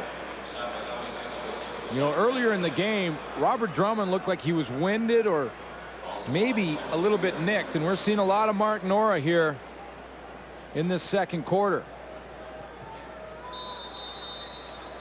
Gain of 3. It'll be 2nd and 7. As Allen goes back to the air, looking for Jackson. Got him. First down. Took off 9 seconds. 29 seconds to go now in the first half. Damon Allen going with the hurry-up offense. Got 29 seconds. Probably time for about 4 or 5 plays. That's a good one to get it out of bounds, stop the clock immediately. And if you're wondering why Greg Mons looks a little tense, it's because this is a test for his quarterback, Damon Allen, who is not known as really being a strong manager of the clock, shall we say. Does a lot of things well, but he is known to take the odd time count violation. But here he is running, picking up good positive yardage. Not enough for a first down. What the Lions want to do is they want to tie this football game. They really only need 1 more first down to get into Louis Pasaglia's field goal range. So there's not a whole lot of pressure to score a touchdown. Obviously, they'd love to do that, but field goal ties the game heading in at half. 2nd and 7. Allen out of that shotgun. Pump fakes, got a man, and he was just a little too far ahead of Jimmy the Jet Cunningham. Yeah, and Allen rushed it a little bit, but he had to get rid of the football. The Argos were coming with everybody. Jimmy the Jet really hadn't come out of his break, but Damon Allen had to get rid of it. See, just barely coming out of his break there, and he takes 3 or 4 steps and can't get to the outside, but Damon Allen had no choice.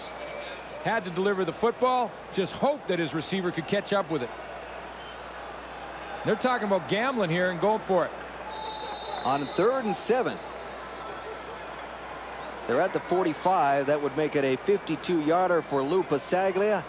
They like their chances instead to try to get the first down and maybe then some. There's Allen. Allen, that pass again was got knocked down. Yeah, his hand seemed to be tipped again at the line of scrimmage. So one more time, that Argos defense bends but does not break. Dave, sometimes, you get the great rush and it saves you in the back end and the secondary, and sometimes the secondary covers it and that allows the sack. Kelly Wilshire comes around the corner, and if he doesn't get his hand on Damon Allen right there, Eddie Brown is doing his touchdown dance. Because he was open on the post down the middle of the field. Damon Allen just couldn't get that football off. That's 2 plays in a row. The defense comes with the blitz and first down. Damon Allen rushes it to the outside, can't get it to Jimmy the Jet. 2nd down, Eddie Brown is wide open in the middle of the field. Damon Allen can't deliver the football. And you see on that play why Kelly Wiltshire was an Eastern Division All-Star last year, the leader on that Argonaut defense, and a leader here tonight, as the Argos will take that 3-point lead into the locker room. Once they wind down this clock, one more kneel down from Barker will do it. And Jim Barker has got to like this situation. He's playing what many feel is the hottest team in the CFL, or certainly in the West. All due respect to that team that's already 5-1. But the Lions have a lot of weapons, and the Argonauts have kept them contained, and Greg Mons is going to have to make some adjustments before he comes back out for the second half. It's 10-7 Toronto over BC. Back to CFL control. Here is James Duffy. You're watching the CFL Live, and we're at the half. All right, thank you, David. And we knew the Argos offense was anything but explosive and that they'd have to do it, well, slowly, and that's the way they did it. Had to limit mistakes. They made that one mistake, the fumble, that led to BC's only touchdown. But, Chris, they really recovered well. Boy, they recovered remarkably well, especially when you think of the fact that that fumble, usually the Argonauts would have panicked and tried to get that 7 points back as quick as possible, but they didn't do that. They established Tony Burst as the point of attack, power running fullback, really kept the ball away from BC so they couldn't capitalize on the momentum they built up on the exchange, on the turnover. The longer this game stays close, the advantage is towards the Toronto Argonauts. Remember, this is a team that has really lost their football games because self-destructive activity. It's been their own fault. They keep this game close. It's their advantage, James, no doubt. Yes, indeed. The Argos scoring in baby steps. Punch single, field goal, safety, missed field goal for a single. Not exactly an offensive juggernaut, but hey, it's working so far. The Barker boys lead by 3.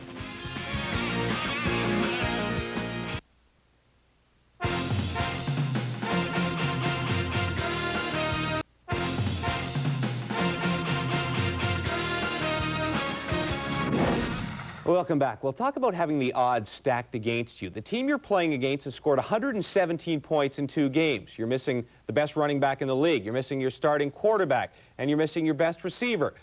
Looked like a write-off for the Owls tonight, but instead, well, Montreal was right on. Let's take you there. Anthony Calvillo in for Tracy Ham. First drive, he goes 17 yards to Alfonso Browning. The Fonz. Touchdown, Dave Burns, the Ticat blitz. Great play by Calvillo. Tough first half for Danny Mack, who gets McMahon-handled by Alfred Payton. Hey, bloody nose on this play, but Danny McManus doesn't matter. He's back playing again. Second quarter, 7-3 Owls. Thomas Haskins goes outside. Great vision, great speeds. Wonderful game by Thomas Haskins. Now, just before the half, Danny Mack to Andrew Grigg, who makes the terrific one-handed grab. 17-10 Montreal at the half, but the Owls hung tough.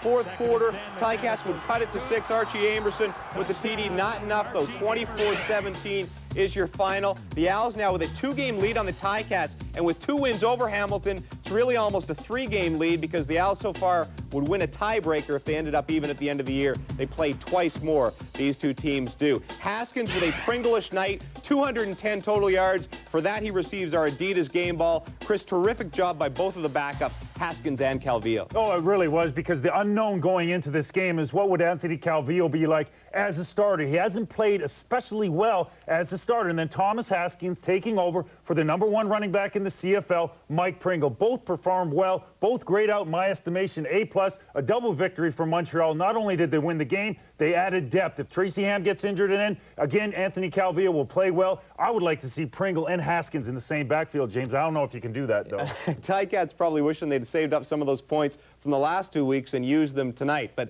they'll try to find that offense that went a little bit missing tonight next week, and we've got them again on the CFL on TSN as they take on these BC Lions Thursday night, 7:30 Eastern, the start time on that one. We bookend the CFL for you. Our other game is Adidas Friday Night Football, the Eskimos and the Rough Riders at 9 Eastern. Want to see any of those games?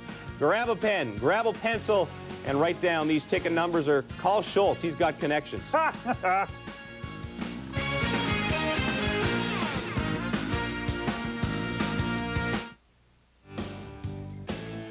The week will only be half done when this night is done. Tomorrow, 2 more games in the CFL to wrap up the week. We've got the Eskimos and Bombers. The Eskimos 1-4, which still doesn't sound quite right on Adidas Friday Night Football. Well, a lot of folks thought the Argos would be in tough tonight against one of the strongest teams in the league, the BC Lions, but so far, so good. A 10-7 lead at the half for Toronto. Our Farhan Lalji spoke with Argos coach Jim Barker. All right, Coach Barker, pretty much what you expected, a low-scoring defensive struggle. Yeah, both teams trying to run the ball. We have to do a better job. Our defense got some turnovers. We didn't convert those, and we have to convert when our defense does that. So it's a hard-fought battle. It's like we knew it would. What do you say in the second half to him? Well, we got to come out and do the same things we've been doing. Just don't turn the ball over and keep continuing to try to run the football. Thanks, Coach. Good luck in the second half. Back to you guys. Thank you, Farhan. There are your numbers from the first half. The big one for the Lions, 3 turnovers. That was costly. And the Argos doing what they had to do, keeping possession of the ball and keeping the game close. 17 minutes for the Argos to just over 12 for the BC Lions. All right, let's look ahead to the second half now. Damon Allen, the 3 turnovers, which is always going to hurt you. What do they have to do BC-wise in the second half? Well, I think Damon Allen has to be very conscious of protecting the football. A couple of the turnovers were just where he mishandled the football in open space, where he's not aware of it as precisely as he should have been. One was inconsequential because of the penalty, but also you add the long snap over Lupasaglia's head. Right now, the BC Lions are not sharp. They're not playing with a healthy Robert Drummond. He has a rib problem that really is, as the football game goes on, it's going to be harder and harder for him to play with. A lot of emphasis is going to be put on Mark Knorr to come through and carry the load in the second half. They can do it, but if they have 3 more turnovers in the second half, boy, then Toronto has a great chance to win. Toronto doesn't have the big lead, but we really didn't expect them to. They don't have the explosive offense. Do they do anything different in the second half? Well, I think more than anything else, the Toronto Argonauts have to play to win in the fourth quarter. You can't really come out of this game and say, hey, let's go down and score a touchdown every single play. They don't have the sophistication. They don't have the polished offense in order to do that. Go into the fourth quarter, and if you're tied in the fourth quarter, then you can get really, really excited about going in a BC place and winning the game. Jay Barker's playing reasonably well as a quarterback. A couple of mistakes, but you can see his confidence level is on the rise. They can establish Tony Burse in the third quarter and then capitalize on that running game in the fourth quarter. But don't panic in the third. Set up this win for later on in the game, James. In a way, Chris, can the Argos defense win football games for them? They continue to attack and force turnovers like that. When your defense is so strong and your offense not particularly, do you almost depend on the defense to win the game for you? You know, actually, that's a good point, because sometimes psychologically you depend on the defense. You don't really realize it, but because your defense has been having success for an entire season, you just walk off the field as an offensive person saying, well, don't worry about it. Our defense will turn around the ball and turn around the situation. But they have to worry because Damon Allen is sprinting right, sprinting left. He's not challenging that defense in terms of pocket passing and making reads. He's challenging them and saying, hey, look, come catch me if you can. That's tough for a defense, especially when in a dome stadium in the fourth quarter. Why? Because you get tired. You get tired of chasing Damon Allen all the time. All right, now one of the things the BC Lions have to do as well, get the ball to Don Blair. Yeah. Call it the Blair Catch Project. Huh. Robert Drummond and the Lions have a little bit of work to do in the second half. Oh, my God. Getting set for second half action here in Vancouver. The Lions are down by 3. Farhan Lalji is with their head coach, Greg Mons. Coach Mons, tell us what you said to your team at halftime. Well, the difference is a single and a safety, and you know, we just haven't looked. You know, we were ragged at times. We just got to do a better job, and you know, it's execution, and we just got to do a better job. We didn't play a very good half. Robert Drummond appeared to have tweaked his ankle. Can you bring us up to date on his condition? We'll be okay. He just little ouch, and but he's going to be fine. He'll be able to play second half. Good luck in the second half, Coach. Back to you guys. You see the extra tape on Robert Drummond's ankle. He'll get a little tape on the other side as well. That right ankle, he's got a lot of tape on it. Robert Drummond did it twice in the first half. Hurt his ankle early in the first quarter and then again in the second quarter. That's why we saw a lot of Mark Knorr in the game. It'll be interesting to see how long Robert Drummond can hang in there. Greg Mons obviously doesn't want to tip his hand as to how hurt Drummond is, because he knows that the wrong ears may hear it. And aside from the 1 touchdown from 11 yards out, they've pretty well contained Robert Drummond. This much vaunted Toronto Argonauts defense is showing you why they are #1 in stopping the run, because that guy is #1 in running the ball. Well, and it's a very important game, Dave, for the BC Lions and for the Argos. No question about that. But this is where you have to be smart and you have to trust Robert Drummond. Robert Drummond is a warrior. You know he's going to want to play. He'd play with one leg if he had to. Robert Drummond has to have the common sense to know where his limitation is so that he can be there the rest of the way for this team. So this is going to be a tough decision for Drummond as this game goes on. And here we go. 10-7 Toronto as the ball is kicked off and scooped up by Ryan Terry, who gets over the 45-yard line, and Jay Barker comes back out on the field. And all in all, not huge numbers, but pretty decent numbers considering this isn't the type of game where offenses are really going to be able to light it up, Glenn. Well, we talked about one of the keys. 0 turnovers on O was the first key we had for the Argos to win the game. Jay Barker has not thrown an interception. Now, Pinball did fumble one, which cost the Argos 7 points, but Jay Barker's doing his part. Here's Pinball Clemens. Not much of a gain. So far, the young quarterback in his second season going head-to-head with a veteran quarterback, Damon Allen, in his 15th season, and back in the place where he got his first ever win here in BC Place last season. That's quite a contrast when you look at the two of them. Damon Allen, Jay Barker, the future, and I will not call Damon Allen the past. He's still got a lot of years in him. Here's Barker on 2nd and 5. Little play action. A lot of time to go over the middle. Ball is tipped, and it was available for Raphael Robinson, but he could not close the gap. And that'll be that for Toronto. They'll come off 2 and out. Herman Smith makes the play, first of all, by containing Jay Barker, not allowing him to get the corner. And when he pulls up, he has to throw it. Roger Harper has the best angle to the football.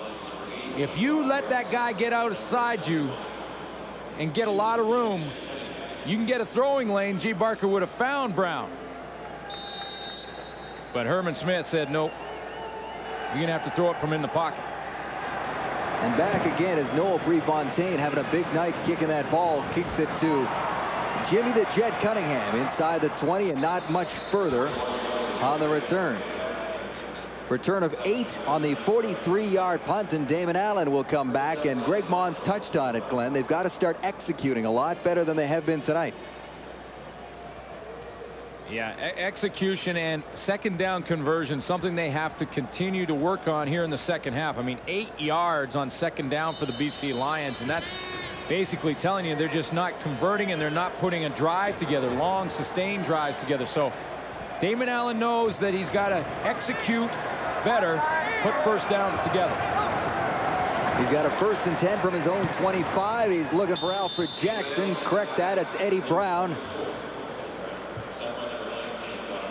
Gain of a couple. When you're playing against an aggressive defense, and the Argos have one of the best in the league, you got to get rid of the football. And we can see here that the game plan for the Lions coming in was a lot of 3-step drop back by the quarterback. And what I mean by that is he takes the ball from center, takes 1, 2, 3 steps, plants, and gets rid of the football. That doesn't allow the pressure on defense to get to you, and you hope that your athletes in the receiving corps can make plays and break tackles. And you especially need that type of quick release against this pressure D. Allen up into the air again, and that is complete to Jimmy the Jet for a first down. Come on back, Jimmy. It's a timing play when you can throw the out on time. Jimmy the Jet is going to come down here and break out. As he comes out of his break, the football is in the air, and he's even going to look a little bit surprised. Here he turns, the ball's in the air right now, and then turns right, bang, right there. That's timing. You can't defend timing like that. Gain of 13 on the play. Martavius Houston, the linebacker for Toronto, making the tackle. So it's first down from the 41. Allen, lots of time, puts it over the top for Drummond. Robert Drummond. Any question about his ankle? He looked okay there. Well, I love the call, and the execution looks like it's back for the BC Lions, because here comes the screenplay. Offensive lineman count 2. 1-1,000, 2-1,000. Let your guy go, release, and get downfield. And watch the wall that Robert Drummond sees when he turns around. Steve Harden, look at the blocking coming. There's Don Blair helping out. There's another block right there. There's a lot of hole and a lot of running room for Robert Drummond. Gain of 15 on that play. 28 yards in the last 2 plays by the BC Lions. They're now at their 54. And that one's not going far. It looked like Haley almost got in trouble. Beg your pardon. That's Cameron Chance. Yeah. Almost grabbed a face mask there. Well, there was a whistle blew just as the ball was being snapped, but the play continued.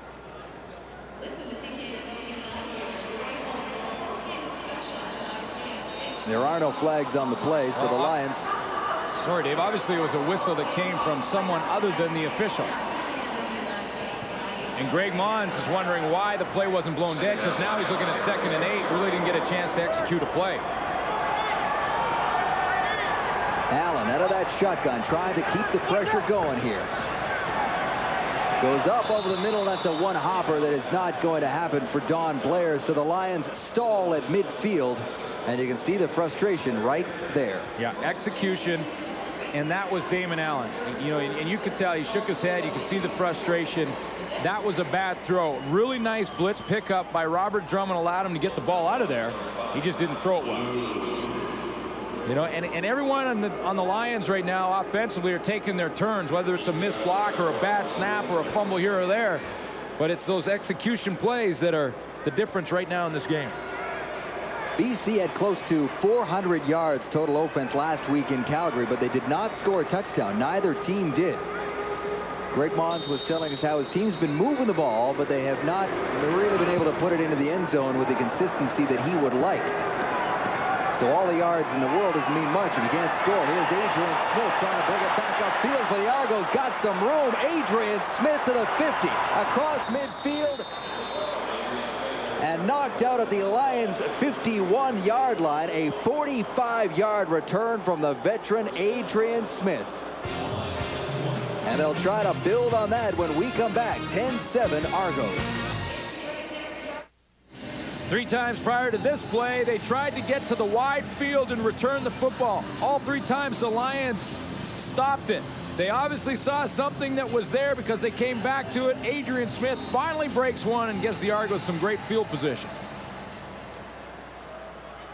We've been telling you the man does it all, and here's proof positive of that. Adrian Smith into play quarterback. In that formation they call the double tights in Toronto. And it picks up some good yardage when it works. Adrian Smith plays quarterback, plays cornerback. He picks off balls. He passes balls. His coach says he does it all. He hasn't shined my shoes yet, but we're working on that one. But he's a talented athlete. And in this league where you have the limited rosters, talented athletes are asked to do a lot of things. And we have a lot of guys on our team that we ask to do a lot of things. And I haven't yet had one come up to me and say, Coach, I'm doing too much. I can't handle all those. Adrian's a pro. He's a guy that wants. The more you give him, the more he wants. And he's having a fabulous year. And now he's going to call the play, say, huddle up, everybody. You know, Adrian Smith does it all. And if he keeps doing it like he's doing it this year, Jim Barker may want to go shine his shoes. Oh, Coach, you shine my shoes. And, you know, and I'll tell you something. Jim Barker probably would do it if he can win some football games. Yes, sir, Mr. Smith. No, I mean, this guy is really doing it all for the Argos, and he's got a first down out of this formation. He's running the huddle now. Jermaine Haley is his big running back in the backfield. There's Joseph, Darren Joseph. This is a real test for any play-by-play man as well, let alone the defense. Yeah. Well, defenders. It was interesting because Adrian Smith on the play before that one turned around and handed it to Jermaine Haley. Yeah. Now there's a guy that not often carries a football. You know, so now you got your defensive lineman running it, your corner taking it from the center from the quarterback position. This is a Gary Echeverry formation. He's their defensive coordinator in Toronto. He's practiced it for years. It's designed to slow the tempo down, but that one got nowhere before David Benefield came off the corner and buried Smith. Wow. You know, and this is the downside of playing quarterback. You know, like Adrian Smith, like, this is a great formation for them, and I'm not surprised that a defensive coordinator put it together because a lot of defenders in there, but this is the downside. I mean, this is what quarterbacks face as well. Turn around and try and throw the football, and all of a sudden, David Benefield is running right over you. Offside. BC 56. Second down repeated. Well, that's why he got so open. And another costly penalty by the veteran Benefield. That must have been just a lean. And Mons is not going to be happy about that. Execution again. A mental mistake. Moves the ball forward for the Argos. And Adrian Smith has got them to the 30. Second down. More flags on the play. You know, we were talking about defensive players getting involved in the offense here. Lots of flags. Yeah, and there's another one because David Benefield went over and just yelled at Chris Giaskis, and I think he's going to get dinged for another one, and his teammates are telling him about it right now. You see Raphael Robinson and Roger Harper in there talking to him about illegal procedure, Toronto number 50. Objectionable conduct. Yeah, there it is. BC 56. There it is. First down, Toronto. See, and that one drives Greg Mons nuts because here's the situation that the BC Lions were facing. They get the procedure call. Benefield walks over, headbutts Giaskis. It was actually Chad Folk. Chad Folk puts his hands up like going, you know, I mean, what's up with that? He gets the penalty, objectionable conduct, and it's a first down for the Argos. And penalties continue to hurt the BC Lions. They're now at the 25-yard line. Smith back to work.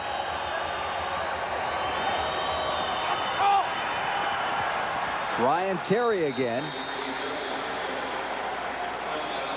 Now, as mentioned, Gary Echeverry is the defensive coordinator for the Toronto Argonauts, but this is his offense, in case you're just not already thoroughly confused. Yeah. Now, I was talking to Jim Barker about this formation because I don't think I'll get too many arguments when I say it's not the prettiest thing to watch. However, he likes the fact that defensive players get involved, such as Adrian Smith, such as Jermaine Haley. He says it reinforces the team concept. What do you think of that? You know what? I agree because they practice it. They have a lot of fun with it. They probably joke around. You know, they have some passing plays on it, and it's good for the team chemistry. That's not good for chemistry when you almost turn it over. Of course, they'll love this formation if they're able to score points off of it. Well, this is a problem with the play, though. There's two exchanges that have to happen. One comes to Dwayne Demetrician, and then he's got to hand it off again. Now watch this. See, Demetrician 28 to the right of the screen. Excuse, it's Darren Joseph. He drops it. It's Ryan. See, now I'm confused. Hold on. I'm not even going to try. Time out. I didn't even know who had the Dwayne ball. Demetrician went in motion. Ryan Terry got the ball first. Then he was going to hand it to Darren Joseph. Now, when you're trying to hand off twice, I think I've got it straight. Got me totally confused. Hang on, let me grab the roster. Who's on first? Well, anyways, bottom line is I can handle this one. 32-yard field goal attempt for Dan Giancola. And that is good. Well, let Suter consult his notes. We'll take a quick break. And it's now a 6-point lead, Argos. CFL Live on TSN is brought to you in part by Gatorade. Is it in you? All right, so we got our charts out here, Yeah, okay. What you got just about every chart you can possibly find. Yeah. I don't even know if I'm holding it the right way I now. got to talk to Gary Echeverry because, you know, as a killing us. Yeah, forget it. He's killing us. Just stick with the tried and true, Gary. Yeah. Wow, okay. I think we've caught up now. I think we're so. back on track now. So who had the ball on that last play? What was the final verdict? He was on first. The hip bone's connected to the leg bone. It's 13-7 Argos over the line. 6:45 to go. The BC Lions begin from their own 35. The handoff goes to Drummond. Robert Drummond picking up 4 yards on the play. And it's time for them to turn it up and get a sustained drive going for their own goodwill. I mean, they've got to start proving to themselves. They got all these weapons, Glenn. However, you know, there's another team out there. The Argonauts came in ranked #1 for good reason. Well, one of the concerns for Jim Barker going into this game was that they could hold BC for 3 quarters and then all of a sudden they'd explode in the 4th. The #1 ranked defense up against Damon Allen, and down he goes. Ball is loose, and there was a whistle before the ball popped loose. And I'm sure that's what the Argonauts are saying right now. We saw earlier Kelly Wiltshire get in there when Eddie Brown was wide open and knock the ball out of Damon Allen's hands. This time it's the coverage that gives up make sure that you get the good coverage, and that allows Roger Dunbrook to come off the corner. See, watch the time. Damien Allen's got a lot. 1,000, 2 steamboats, 3 steamboats, 4 steamboats, and then Dunbrook gets there. If you get 4 or 5 seconds to throw the football, you got to find a guy wide open. And that time, the Argo secondary covered down his receivers. Damien Allen had no one to pull the trigger to, and Roger Dunbrook got home. Home, of course, being where the quarterback lives. Right. That's defensive lingo. And now, is that a quarterback or a cornerback? All right. There's the punt from Lou. And uh-oh, it's Adrian Smith again. The man is all over the field. But he's not getting much on that one. It's a 14-yard return. And Jay Barker takes the field. 13-7 Toronto. 5:37 to go in the third quarter, Thursday night in Vancouver, and Eric Tillman is back on the West Coast. He's with Farhan Lalji. Thanks, Dave. Eric, first of all, can you bring us up to date with the Eric Blunt situation? Well, I think it's going to be resolved, obviously, at the league level. I had a conversation with Jim Pop yesterday. He apologized for what happened. You know, I think it's an honest mistake on their part, but ultimately I think the league has to speak to it. We'll both get beyond it. They had a very big win tonight. Now, all season long, you guys have been decimated with injuries, but yet you've been able to find a way to get a good team out on the field. Well, it hasn't been the start we expected because of injuries, but our defense has played extremely well, and we played well enough to stay in some close games, and, you know, we found a way to win a few, and tonight, if we can get one tonight, it would be huge on the road, as you know. Eric, we miss you at TSN. Have a good season. Good to see you again, Farhan. Take care, pal. All right, thank you very much. Back to you, Dave. To say the Argonauts have been bitten by the injury bug this season is a huge understatement. As the old saying goes, they couldn't drive the team bus past the hospital without somebody getting hurt. Here's Tony Burt's up the middle. Toronto has used 18 rookies and 9 vets who are new to the team this year so far, mostly due to guys getting injured. And they were getting injured in practice, just kind of running routes. Yeah, and they've gone through injuries. You mentioned how young they are. They're going with a young quarterback. So, you know, I think if Argo fans remain patient, they're going to have a pretty good football team because, like Eric Tillman mentioned, boy, they have a great defense. And that'll keep you in a lot of games, and it's got them ahead of this one. Jay Barker on 2nd and 7, going to the air. Complete. He's got Tyrone Brown, and Brown is gone. Touchdown Argos. A 68-yard pass to the rookie Tyrone Brown. And the Argonauts come up with the first big offensive play of this game. What a great throw by Jay Barker. He had one-on-one coverage on Reggie Carthon, and Reggie Carthon did not get the ball call because Tyrone Brown hid when the ball was there. Watch the ball, right on the money. Now, Tyrone Brown doesn't stick his arms out till the very last second. Reggie Carthon doesn't know the ball's there. He's right in his hip pocket, but because Tyrone Brown played that one like a veteran, waited till the last second, then stuck his hands out there, pulls it in and runs into the end zone. Reggie Carthon had no chance. Tyrone Brown started the season with the Saskatchewan Roughriders. He was on their practice roster. And again, with all those injury problems that Toronto had, they snapped him up. Jim Barker said after his first practice, he said, "I knew we had a player once I saw him in practice." Well, in college, back at the University of Toledo, Tyrone Brown was called Rocket Man. And he would sort of like to have that nickname here, but of course there was another Rocket a ways back in Toronto, so you got to earn the Rocket Man. I'm talking about Rocket Ismail, of course, but boy, Tyrone Brown, if he makes plays like this one, and he's right in here in the middle, he's going to take off right down the seam. And again, pretty good coverage by Reggie Carthon, but what happens is Reggie Carthon does not know the ball is in the air. See, Tyrone Brown waits, pulls it in at the last second. Carthon reacts late. Tyrone Brown waltzes into the end zone. How about the pass from Jay Barker? I mean, this is on the money. It's textbook. 2 hands on the football. You step up with your left foot, throw that ball up and over the top, let your receiver run under it. He didn't even see the pass rush. It's like the great goal scorers in hockey. They say they never see the goalie. Right? The great quarterbacks delivering passes never see the pass rush. You can feel it, but you never see it. You just deliver the strike. Now remember, Jay Barker was handed the starting quarterback job out of training camp. They traded away Kerwin Bell. They brought in Jimmy Kemp. At the time, it was thought he was just going to be the veteran backup and let this guy emerge. Well, with all the injuries and trouble on the O-line. Barker was put in a position where he really couldn't thrive. Well, he's been forced into duty last week after Kemp got injured, and this week he looks pretty solid for the second straight week. Here's Jimmy the Jet Cunningham, and Cunningham's got a hole. Cunningham to the 45. Noel Prefontaine finally brought him down, the guy that kicked the ball to him. A 31-yard return on a 60-yard kick. Noel Prefontaine has been punting the lights out of the ball, and now he makes a tackle. Now remember, Noel Prefontaine likes this. When he was at San Diego State University, he was a free safety. So he knows how to tackle in the open field, and it's lucky for the Argos he does, because he's the one who brings him down. You see number 1 right on top of Jimmy the Jet. That's not a bad tackle. So David Allen out of the shotgun, swings it out to Eddie Brown, cuts back into the middle. Eddie Brown looking for the first down. Not going to get there, but he got about 7 on the play.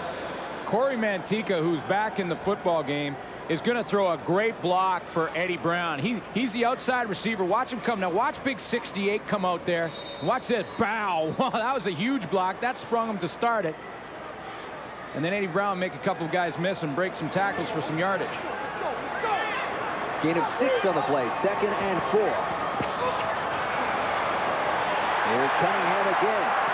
Got the first down and a couple more. Ball is loose. Toronto has it. Glenn Young scooped it up. Talk about guys who are having a pretty good game. Glenn Young is having a good one himself. Jimmy the Jet puts that one on the ground.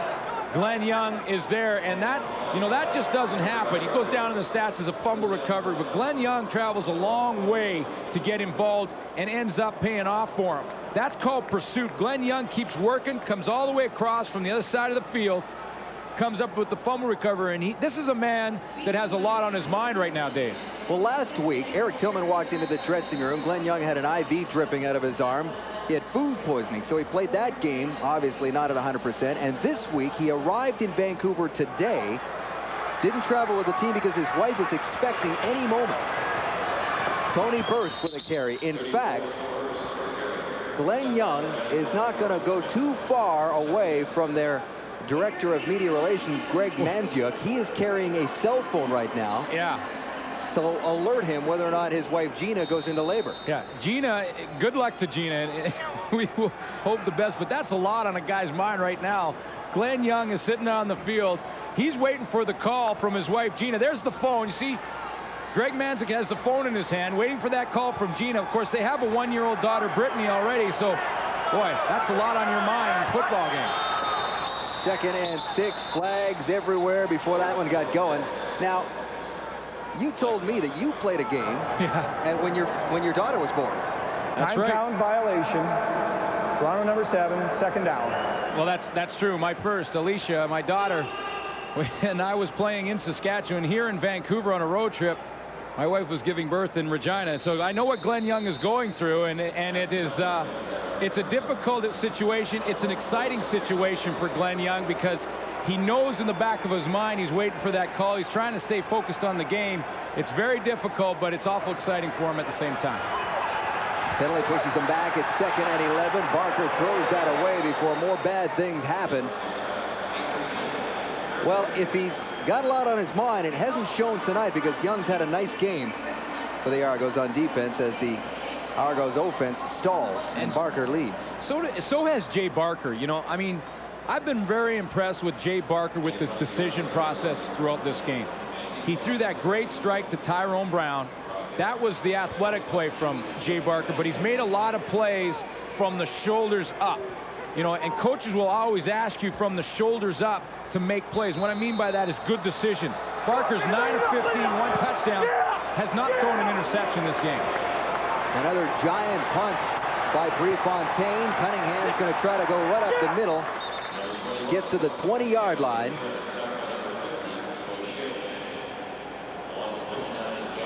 Coming into this game, the story was the Lions offense against the Argos defense, and here are some of the numbers of why they are ranked number 1 in the league. Yeah, look at that. They've only given up 7 touchdowns and 69 first downs. I mean, This defense it's not only very aggressive, but it's a smart defense. We talked about Gary Echeverry being the defensive coordinator, and he's also working a little bit on the offensive side of the ball. What he's done a nice job with this defense because he's highlighting the guys he should be. Michael O'Shea is one name that comes to mind. Little shovel pass up to Robert Drummond. Now Mike O'Shea, the middle linebacker, the leader of that Argo defense in the middle, along with a guy like Kelly Wiltshire, who's really coming into his own. And Kelly Wiltshire is going to shoot up from about 6 yards away, reads the play perfectly. Mo Elwanibi has no shot to get out there and block him. Knifes up there and cuts down Robert Drummond. Being able to tackle downhill from a defensive back that's converted to a linebacker is the key, and Wilshire's doing it. Allen's in trouble, and down he goes in a heap. Wiltshire's in there again.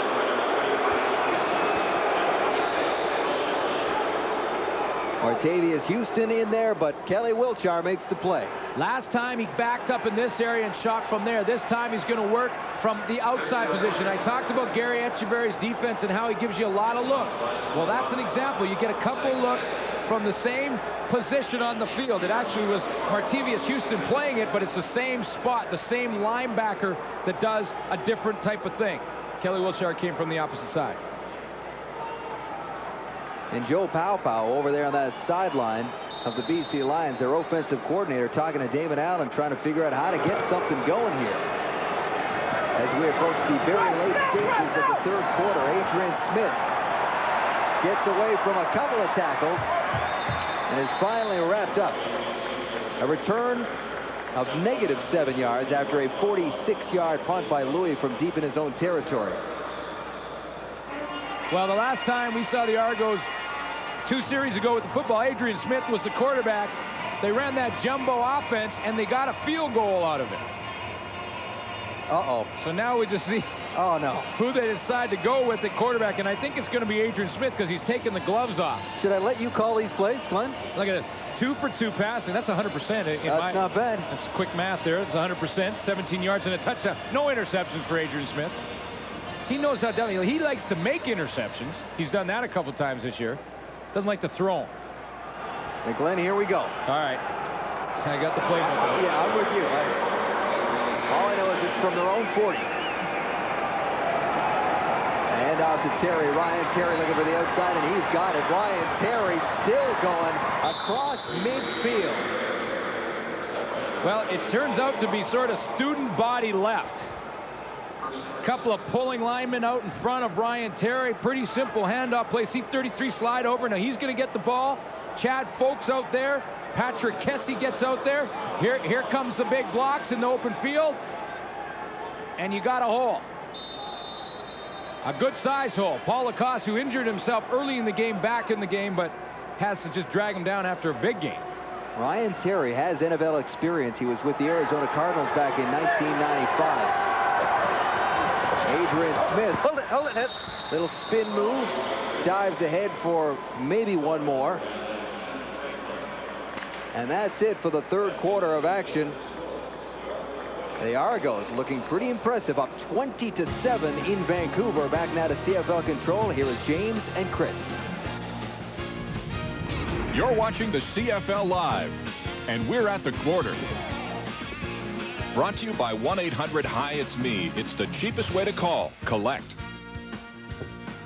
Hi, it's us, Duffy and Schultz, back here at TSN Football Control. And you know, that benching of Jay Barker a couple of weeks ago may turn out to be the best thing that ever happened to him. He comes off the bench when Jimmy Kemp got hurt last week, leads them to victory, and really has looked like a different quarterback ever since he was benched. You know what? He really has. But the bottom line is when you have a great defense, eventually things are going to happen big on offense because time and time again, you have opportunities. Shotgun formation for Barker, better vision downfield, very long, accurate throw. Hits really Tyrone Brown right in stride. Carthon grabbed the other arm trying to strip the football from him. Could not do it. There's nothing more important than big plays.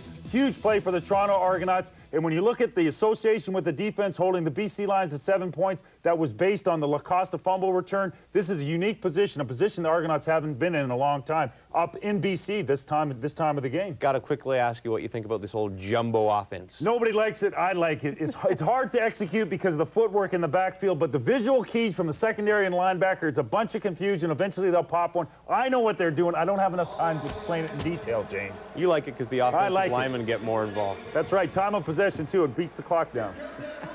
Argos in control as we head to the fourth quarter. Let us send it back to BC.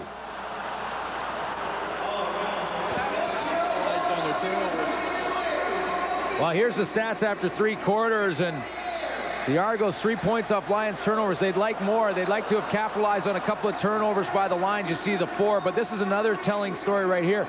25 minutes of ball possession for the Argos. They're winning that battle, and if they can stay in this jumbo formation, keep churning out first downs, that time of possession will grow for the Argos, and that means that Damon Allen stays on the sideline. You know, Jim Barker told us before the game, he says, all he wants from his offense is some consistency. Just give me some consistency. You don't have to be flashy. You don't have to make big plays, because he knows they've got a dominant defense. Yeah, and he wanted consistency. He knows Sam Echeverry's. Sam, that's the legend. That's the other guy, yeah. And by the way, they're remotely related. That's what they say. Yeah. He's not even sure. Anyways, he's doing a nice job with the defense, and Jim Barker wants consistency out of the O. 2nd and 8. Adrian Smith putting up a wobbler, and he was lucky that Raphael Robinson didn't backtrack and pick that one off. There are flags on the play, however, in the backfield. Major foul, roughing the passer, BC 74, first down. Well, Dave Chaters gets the roughing the passer, and it's a matter of could he get out of the way of Adrian Smith. After Adrian Smith throws the football, and he's just getting rid of it now, could Dave Chaters change his pattern and get out of the way? And I think the answer is yes, he could have. I mean, if you take 2 more steps and nail the quarterback, even if he is a cornerback, you still get the penalty. Couple like that for this team tonight. You think back to the Benefield. He had 2 penalties, one on a special team and one on defense that kept the drive going. Now Chaters takes his turn. Boy, that was on 2nd down, too. They had the ball coming back to them. And Chaters, one of the veterans, one of the leaders that Greg Mons counts on, gives the ball right back to them and a first down. We used to say the old saying that when you walked into a meeting late or you had a penalty like that or something, it was a fine day. And when I mean fine day, I don't mean nice and sunny and beautiful. No. I mean a fine day. Right. That means your wallet will be a little lighter come your next paycheck. And I wouldn't be surprised to see Greg Mons hit Dave Chaters and maybe David Benefield with a couple of those penalties and fines. So it's a first down for the Argos, trying to build on a 20-7 lead here. Fourth quarter just underway. A double tight formation seems to be working. Ball goes straight up the middle. You know, Don Lindsay's really put together a pretty good defense here in BC himself. He's gone with that different formation where they have the wrecker and the stinger, 6 defensive backs, 2 free safeties in the game. But this is an offensive formation that he's not real familiar with. I mean, he does have U.S. experience, so you could see a lot of double tight ends and things like that in the States. You're playing the 4-down version, but not up in the CFL. So Don Lindsay's had to add some wrinkles to his defense to stop this tight formation, jumbo formation for the Argos. Beat him 2 on that play, 2nd and 8. Smith keeps himself, and he's wrapped up. Keith Franklin, the rookie, got to Smith. And that'll make Don Lindsay a little happier. Yeah, Keith Franklin getting a chance to play. Antonio Armstrong has a bit of tendonitis, and he almost got inside position, let Adrian Smith outside, but pretty good athletic ability to move side to side. Lateral movement, pretty good there by Keith Franklin to be able to, even though he made a mistake and went inside, compensate and make the tackle. 29 years old out of South Carolina. Had some injury trouble early on. This is a big one. Yeah. Dan Giancola now. 47 yards away. No good. So they'll add the single point to that, make it 21-7. As Giancola couldn't convert from 47. 21-7 Toronto early in the fourth quarter. Now, this may be a little thing, but Greg Mons decided to give up the single point, and it doesn't really matter. I think it's a good decision, but I want to show you something in Jimmy the Jet Cunningham. He catches the football. He wants to run it out and is upset about not running it out. He wasted about 3 or 4 seconds messing around before he kneeled down. It may not be a big thing now, but it could be when you're down by 2 converted touchdowns later in the game. And Jimmy the Jet there should catch that football, get down, and save those 4 seconds. The decision was made from the sideline to concede the single point. Jimmy the Jet has wanted during this game to run a couple out on missed field goals. He's been told to kneel down. But those 4 points or 4 seconds may be precious down the road. Clearly they give up the point, take the field position to start driving the other way. The fourth quarter has been BC's strongest this season, and there is almost a great catch by Don Blair. They have scored most of their points in the fourth quarter this season, and ironically, Toronto has given up most of their points in the fourth quarter. We'll have to watch that as that develops. Talked about the posse receiving core against the great Argo secondary right now, and I would say the Argo secondary is winning the battle because the posse's been pretty quiet, and even when they've had a chance to make a catch, they've had to make spectacular catches, and Don Blair couldn't come up with that one, but the secondary is doing a pretty good job on it. 2nd and 10. Allen back to the air. Got Eddie Brown for a first down. Yeah, Don Blair made a great catch that looked a lot like that one. A great diving catch last week. Couldn't quite snare that one, but Eddie Brown took care of the first down. You see, Jimmy the Jet gets the big push down the field. That's what his speed will allow. He takes 2 defenders with him to the right of your screen, and that's why Eddie Brown is open in the short, flat area right by the sideline to pick up the first down. Damon Allen close to midfield now at his own 54-yard line with a first down. Swings it out. Clifton Abraham was looking for a pick there. Oh, boy. Alfred Jackson became the DB, and you know he played a little defensive back when he went to the NFL. In fact, that's what they wanted him for, as a defensive back. He had to become a defensive back here because Clifton Abraham read Damon Allen's mail. He opened it up before Allen got it. Almost a disaster for the BC Lions. They're already down 14 with 11:49 to go in the ball game. 2nd and long. Out of the shotgun, Allen puts it up. He's looking for Cunningham. He's got him. Jimmy the Jet inside the 15. This is the matchup the BC Lions have been working on all game. Try and get one of their speed receivers on one of the linebackers for the Argos. Martavius Houston is the guy. Here's Jimmy the Jet by formation. He's matched up on 35. Martavius Houston. Now watch the great acceleration. This is a matchup that the offense should win because this is a linebacker against one of the fastest receivers in the core for the offense. That one goes to the BC Lions, no question. Martavius Houston is a great linebacker, but you can't ask him to cover Jimmy the Jet Cunningham. A 42-yard gain, their biggest play of the game, certainly Allen. 1st and 10 from the 14, going into the end zone, back corner. Too far for Don Blair. New flags on that play. Well, Clifton Abraham has done a nice job twice in a row in this series. I mean, he's back a play ago before the big Jimmy the Jet catch, almost had a pick and was step for step with Don Blair. Damon Allen has got a lot of time now, though, so that could be something that comes back to haunt this Toronto defense. He's having a lot of time to stand back in there. I wouldn't be surprised if they sent some pressure, the Toronto defense, on this play and try and get Damon Allen to force one. 2nd and 10 from the 14-yard line. They need 7. Low snap. Allen scoops it up. And that one is nowhere near Cunningham. Coverage was solid. comes Louis Pasaglia. Great call by Gary Echeverry on defense, because I just talked about the fact that I thought the Argos would probably come with pressure, and I'm sure that's what Damon Allen was thinking.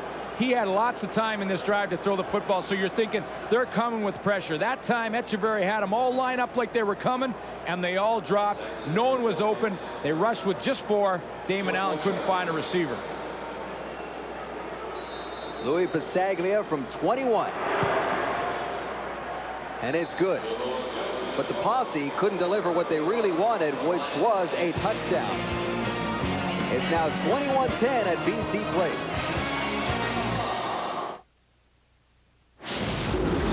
Tomorrow night on Adidas Friday Night Football, Nealon Green and the Edmonton Eskimos try to get something going. They are going into Winnipeg. The Bombers are finally home after 3 weeks on the road, and the Eskimos will have to deal with that guy, the top receiver in the CFL, Milt Stiegel.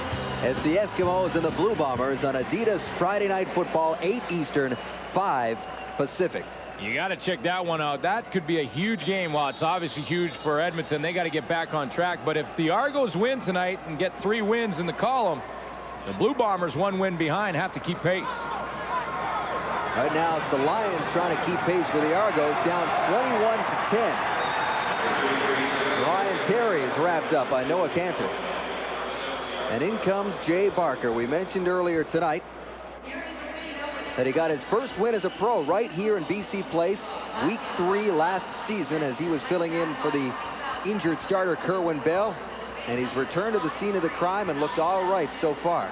I found it interesting what Greg Mons said about Jay Barker. When Greg Mons was at Kansas City, he scouted Danny McManus at Florida State. He felt that Danny McManus had a fire in his belly, a competitiveness that he loved, and he said to us yesterday that Jay Barker has a lot of the same qualities. There's a fire in Tony Burse right now. Boy, he just hit the defender head on, Dale Joseph, and drove him back 3 or 4 yards. You talk about mismatches. We've seen Tony Burse knock back some big defensive linemen, but you get on Dale Joseph. Dale Joseph is 176 pounds soaking wet. Tony Burse, 240. Watch him hit up in the hole.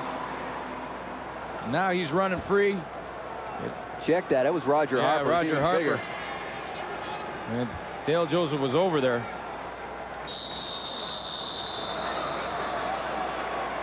Flags all over that play.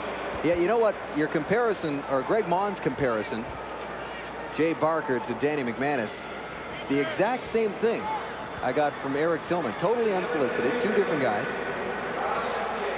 Yeah, he liked the competitiveness of Jay Barker. He just felt that this guy will be a good one in this league as he learns and develops as a quarterback. But he said that you make a comparison to Danny McManus, a guy who's done as much as Danny McManus has done in this league. That's awful high praise. And, you know, he also said that when Jay Barker was at Alabama, he only lost 2 games. 35-2-1 at Alabama. And if you do that in that conference, you're doing something. He's from Birmingham, so he's already a living legend in the state of Alabama. 1st and 15 as the penalty drives him back 5. Barker, play action. Zips a pass out to Akeem Richmond. Haven't heard from Richmond for a while, but that's pretty darn close to a first down. Very good reaction by Jay Barker to get rid of that one, because Keith Franklin had contain again. They've been trying to get the corner. They've been trying to get Jay Barker outside. See number 99 to the left of your screen. Watch how he keeps him in the pocket. He wants to get outside. No, he can't get outside, but he reacts, changes his throwing motion, and gets it up there to Akeem Richmond. 2nd and 1. They've got the first down. Tony Burse.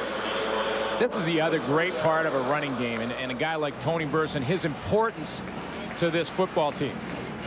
You now have the lead, an 11-point lead. 8 carries, 63 yards. You hand it to Tony Burse and pound it up in there, or give it to Pinball and let Tony Burse open up some holes for you. And you can keep that football, kill the clock, and kick a field goal to add to your lead. Barker's going to keep this one. Jay Barker looking for that first down marker. He got it. Knew exactly where it was and got it. Yeah, kill the clock with Tony Burse.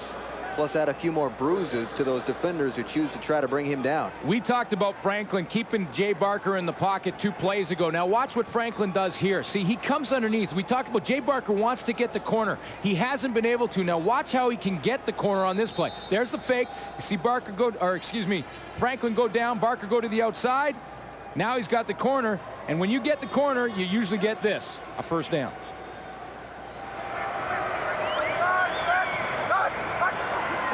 From the Lions 35, Tony Burse picking up a few more. The Lions were hoping to contain the Argos rushing game, which has not really rolled up the big numbers to this year. They came in 7th in the league with under 9 yards a game, and they're coming close to doubling that. There's still 7:20 to go. Yeah, and you can just, number 34 helps in that category. I guarantee you that. 160 yards tonight. Way above their average coming into this game, and they are wearing down the BC Lion defense. 2nd and 4 from the 29. Why not give it back to Tony Burse? And all of a sudden, things don't seem so bad in Argoland. Well, you know, this is another piece to the puzzle for Jim Barker. And it really is a puzzle. You're trying to put together a young football team. You want to have every piece fall in place as quickly as possible, obviously, but the running game is something, has been that piece for the Argos that it's been hard to find. Well, they may have it in 34. It's a big piece, but they'll just jam it right in there, and it's worked well tonight. Look at that. And this is a team with Robert Drummond on it. Going in, you would have expected those numbers to be exactly the opposite. And handoff again. And again, they're using the running game to kill that clock. We talked about the addition of Tony Burse. Let's let the head coach tell you how it's important to this team. I mean, I hate to single out people, but when Tony Burse was added to our lineup, he brought a new attitude and a new mentality that that we hadn't had. And the offensive lineman, all of a sudden, you know, one of the questions that was asked, you know, why is the offensive line all of a sudden picked it up? Well, you know, I think Tony Burse has a lot to do with that. You know, you like blocking for a guy who's going to run through blocks and who they know up front is putting the kind of effort he is in back there. It's infectious. So that's what we talked about early in the game, how Tony Burse's attitude in the huddle, his enthusiasm for the game, and the way he runs the football is infectious. That offensive line get fired up when they know they've got a load coming behind them that can break a couple of tackles, can knock some people over. They get to fire out. 3rd and 1. I think I know who's getting the ball here. And there's a first down. You don't want to overstate it this early in the season, but last week, the Argos are at home to Winnipeg. They haven't been playing well. Tony Burse comes in. They don't really know what's going to happen. He lights a fire. They hammer the Blue Bombers 40-7 because they were staring at 1 and 4 in the face had they not come up with a big performance. And now he's given the entire team a newfound confidence in themselves. And here they are on the road, manhandling the top team in the West. And in a crucial time in this football game, Dave, Tony Burse, this has been his drive to kill a ton of time on the clock and keep it away from Damon Allen and any comeback chance for the BC Lions. While Tony Burse takes a break, we will do the same. 21-10 Toronto, 4th quarter. Canadian Mike Weir is just 2 shots off the pace after the first round of the PGA Championship at Medina. And we've got 2nd round coverage for you live tomorrow on TSN, beginning at 1 Eastern, 10 a.m. Pacific. The Toronto Argonauts have an 11-point lead with 4:50 to go in the late stages of this ball game, and they brought out that formation again. The 11th play of this drive, they have just killed the clock here. Little pitch to Ryan Terry.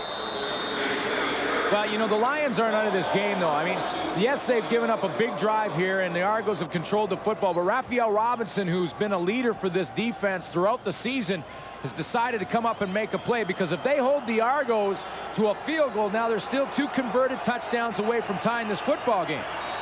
And that's a big difference in letting the Argos score a touchdown. very balanced attack from the Argos tonight. This is a big down day right here for the Lions if they want a chance back in this game.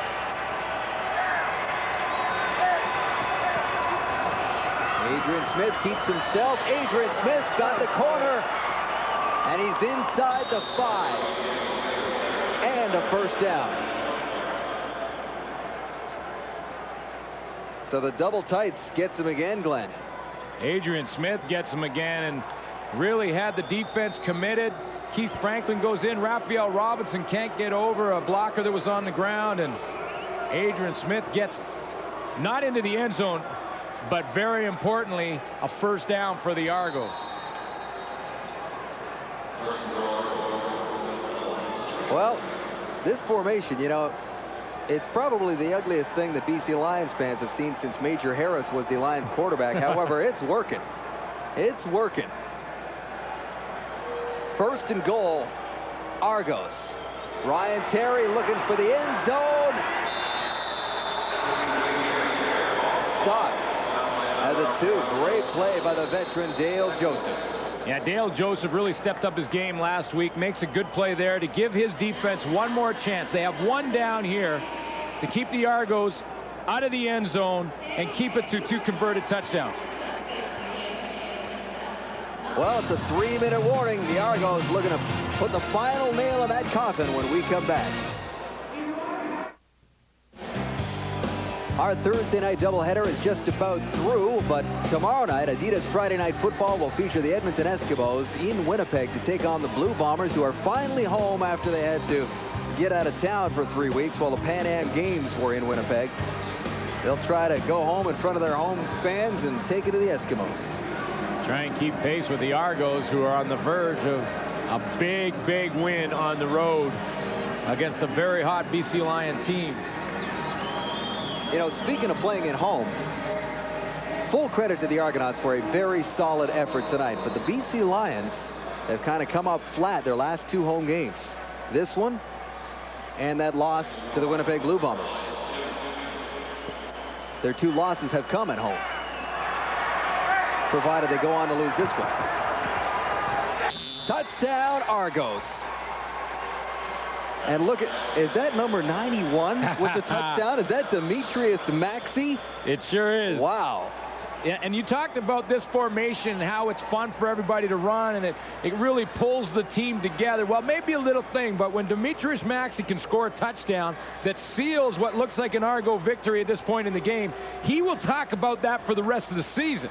Now, he's going to go back and give coaching points to the other running backs on the team, but big Demetrius Maxey from the fullback spot, he just kind of falls into the end zone, and Jim Barker's taking some heat about this formation, but tell you what, if it's working, it's working, and he likes what he sees there. Demetrius Maxey's won 3 Grey Cups, 2 with Toronto, 1 with Baltimore. He's got 3 rings, but I'm thinking that's going to be one of his biggest thrills to date, scoring a touchdown. Giancola with the extra points, and it is 28-10 with 2:42 to go. And the people are heading for the exits at BC Place because Jim Barker's team has come in here, shut them down on defense, gotten the job done on offense. Well, you know what? The Lions defense right now are basically crawling off the field. They got physically dominated on that drive, and right now they are still not off the field after that formation. They are crawling. That's because the drive took 14 plays, traveled 78 yards, and you are right. This whole double tights formation is designed to wear down your opponent, both physically and mentally. 14 plays, 78, and most importantly, look at this.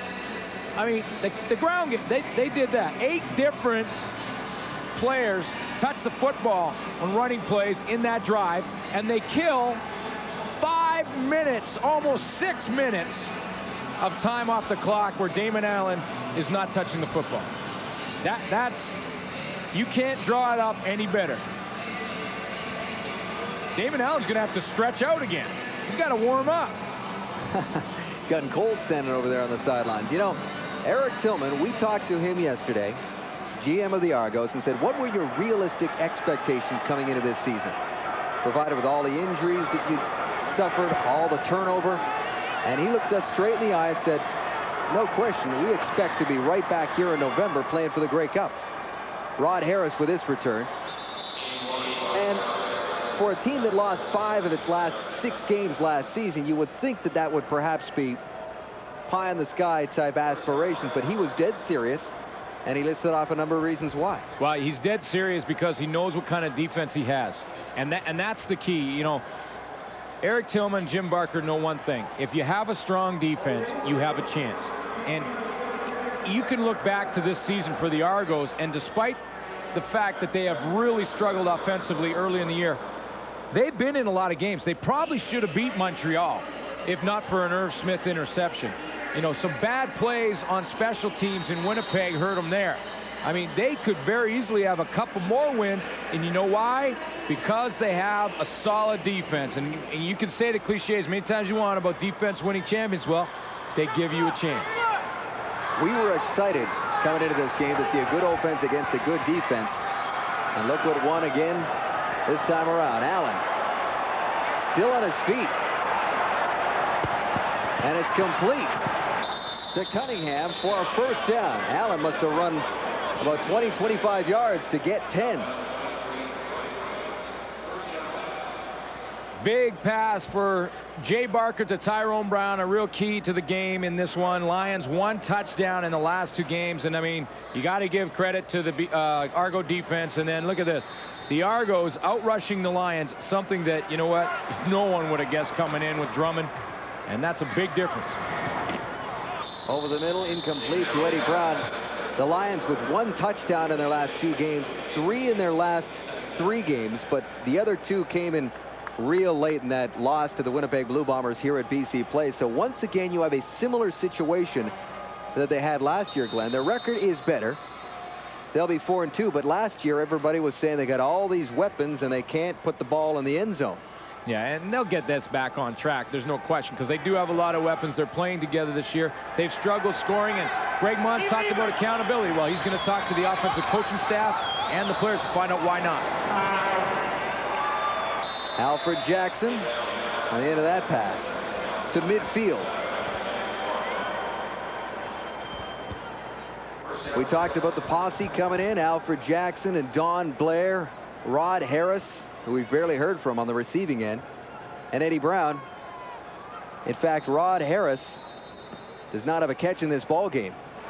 Advantage defense. There's Jackson. Stepped out of bounds just inside the 50. And it's time to wind it down. So the BC Lions now head out onto the road to play the Hamilton Tiger Cats. And as we talked about, Glenn, the Argos, with a full head of steam, have a very key 3-week stretch coming up. Yeah, and Jim Barker's got bragging rights right now, because Eddie Brown for a few more yards and another first down. Just to go back to that point, you know, we talked about the big matchup, the great offense against the Argo defense, like you just mentioned, Dave, and talk about how it's kind of bragging rights for the coaches, and, you know, they don't do it. It's just something that they talk about to everyone else, right? But Jim Barker's now saying, hey, our defense is up 1-0 on your explosive offense, and we have until week 13 when you visit our house before you get a chance to make up for it. And that really kind of sums it up for the BC Lions tonight. Mark Nora just plain dropped that one. Yeah, and you can't look at your hands. You know, it's not, you can't blame it on the hand. You can't look and say, well, what's up, guys? Looking at the hands. And that's been the story for Greg Mons, because execution was a problem in the first half. Some bad snaps got the Lions in bad field position. When they've had to make the big plays, they haven't been able to do it, and that's the difference.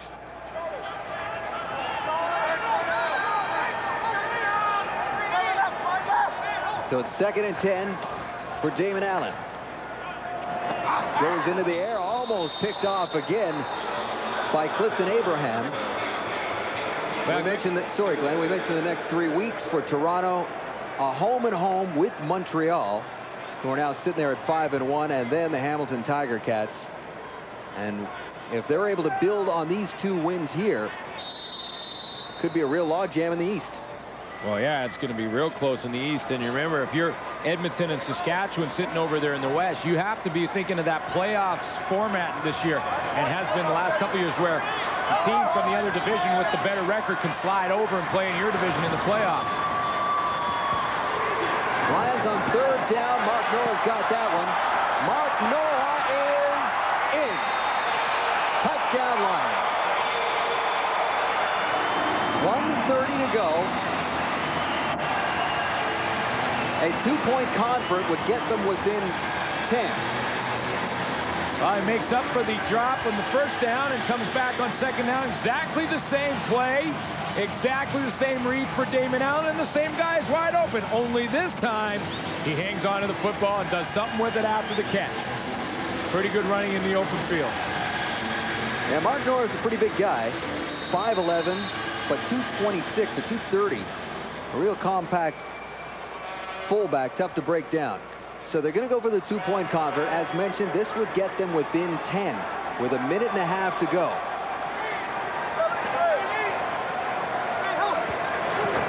Allen puts it up, back corner. He's got Don Blair. They made that look easy.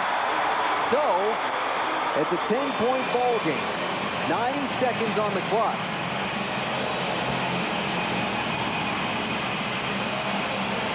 Talked about it being the same read back-to-back for Damon Allen.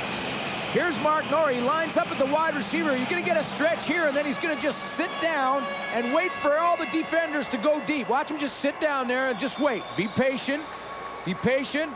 The read takes Damon Allen right to him, and then he catches the football and does the rest with it on his own. But now he's giving the Lions a chance for the onside kick attempt. And here it's come. They're going to line it up to put everybody on one side of the field, try and chip it up and see if you can be the last one to touch it going out of bounds. Remember, in the CFL, you just have to touch that one with your hands. You can't kick it out of bounds or it goes to the other team. You touch it with your hands. The last one to touch it gets possession. They'll line up the onside and go for it here. We mentioned that the fourth quarter has been BC's strongest this season in terms of offensive output. And it's been the weakest for the Argos in terms of defending. Now, it's still a long way to go, 10 points in 90 seconds, but this is the CFL. I don't have to tell you, Glenn, no way. How much can happen here. Well, this is a big play right here. They'll just, that whole bunch of guys right there, the Lions, they're just going to take off to the left side. And that's Ryan Terry back there. I don't think he's even going to get near this ball. Here they go. Up it goes. Straight into the hands of Tony Burris, fittingly. That didn't quite work the way he wanted it to. Kick was a little bit deep. You know, and that's a tough kick for anybody. You got to try and put it like 11 yards and then have a hope that your guys can come and knock some people around. Louis Pasaglia put it about 15, 16 yards, so that first wave couldn't get to the football, and Tony Burris made the easy catch. The Adidas game ball is going to go to the Argos offensive line. Their much maligned running game was a powerful force tonight in BC Place. I think it's a great decision. Give it to the offensive line. You got the whole, all those guys up there. They've taken a lot of heat throughout this season. Played pretty well tonight. And now they'll look for that running game to kill the remainder of this clock, which is sitting at 1:24 right now. Raphael Robinson's trying to call a timeout for the Lions. I think he will finally get it. Here comes a timeout for BC. Raphael Robinson, the captain of that defense. And that'll hold the clock so it won't start until the snap of the football. Just a chance to save a couple of seconds. Greg Mons was saying yesterday that despite the 4-1 record coming in, he still wasn't satisfied with the fact that his team had not given him a full, consistent 60-minute effort. And I think it's safe to say that he still will not be satisfied at the conclusion of this one. Yeah, well, he's going to go, they're going to go in there and he's going to start holding people accountable. And that's what he always talks about, accountability and the fact that this is a production-driven business. And if you're not producing, you're not playing. And he will take a very close look at the game tapes, see who is and who isn't. Second and long. Benefield saying the ball has been turned over. Just to give you an example of the time, when the Argos took the football on this drive, it was, I believe, 1:25, 1:26 on the clock. You know what? It's 120 now. They ran 2 plays. So there is still some time for Damon Allen, who's going to get this football back in his own end. Of course, it's a long shot, but that's the CFL for you. And I'll tell you what. I mean, we've been talking for the past 10 minutes like this one was over. We both live in Vancouver. We wouldn't be able to show our faces at the Lions practice facility if they were to come back and win this ball game, but Cunningham's the lone man back. Noel Prefontaine has just been launching them. Heads up, heads up. There's a great punt. A great punt right to the goal line. Cunningham trying to bring it up. Jimmy the Jet hasn't been able to bust one yet this season. Would have loved to have had one there. 50 seconds to go after a 16-yard return on a 49-yard punt. Well, the other concern Jim Barker had this season was his special teams and their tackling downfield, and he's got a pretty good performance from them tonight. It's something that they've continued to improve on. On the punt cover team and kickoff cover team, they've been going with a lot of young players, and just like learning offense or defense, you also have to learn special teams. They've struggled, had a terrible game in Winnipeg in a loss. Darryl Ladrellin, the special teams coach, has come up with this. He is keep working with the same guys, make sure they learn the system, and finally they're starting to come around. They played well tonight. Damon Allen needs some plays here. Over the middle, and there is no flag on that play. Oh, there should have been. There should have been. There should have been. That's bad timing.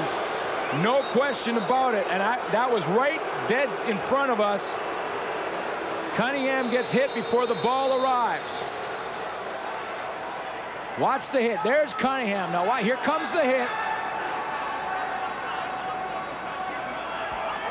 Alondis Bryce. Now, you tell me, was that early? Alondis Bryce comes in with a ton of NFL experience, has a Super Bowl ring to his credit, and Jimmy the Jet doesn't care about any of that right now. But you're thinking they got away with one there. It sure looked to me like it was an early hit. Well, let's take one more look. I mean, you tell me, is this interference or not? Ball, you can't hit the receiver before the ball arrives. That going right in there. Here comes the hit right there. The ball comes out. Wow, it's pretty close. Pretty close. But, you know, when I saw it live, it was early. Officials have called a pretty good game tonight. No, they have. They've done a nice job tonight. And they set the tone early in that they were not going to take any funny stuff by throwing out Argos receiver Andre Kerwin early in the first quarter. And there's problems with the clock. I noticed while that play was going on, while Allen was running around, it had not started. It's now showing 41 seconds on 2nd and 10. Allen, lots of time, dumps it off. Nora, Mark Nora gets out of bounds. Not enough for the first down, but that does not matter at this stage. Well, you know, but the Argos, again, defensively come up with a pretty big play, because if Nora gets the first down, Damon Allen can throw one down the field. Now he's got to get the first down first, because the Argos kept working on defense. See, they tackled Nora 3 yards short. Damon Allen can't waste a play down the field. He's got to get the first down, then try and go down. It takes another 10 seconds off the clock. Here's Allen again. Going to his left. And he's going to keep it. Allen with lots of room. Boy, he is shifty. Gets to the 45-yard line. 25 seconds left on the clock. They burned their timeout. Raphael Robinson called it when they were on defense. So they don't have a timeout in this half. But they did. Now they're going to catch a break because there's an Argo down. So they'll get a chance to call one from the sideline. The Montreal Alouettes with a big 24-17 win over Hamilton tonight in the first part of our Thursday night doubleheader. They are sitting on top of the CFL right now with a record of 5-1. Providing the Argos hang on to win here, they will form a bit of a log jam with Hamilton at 3-3, and Winnipeg plays tomorrow night at home against Edmonton on Adidas Friday Night Football, Glenn. Well, I mean, this is a great East Division. I mean, look at this. Montreal, okay, they got the 5-1 record. Congratulations on their win tonight. But Hamilton, after 2 big wins back-to-back, they lose one tonight. Really an upset, you got to think, the way Hamilton was playing. And a little bit when you think that Tracy Ham and Mike Pringle were out of the lineup. And then now it's a logjam. Toronto's back in the picture. Winnipeg has to play tomorrow night in our game. It's going to be fun. We're going to enjoy that one. First and 10, 25 seconds. The clock is now beginning to roll.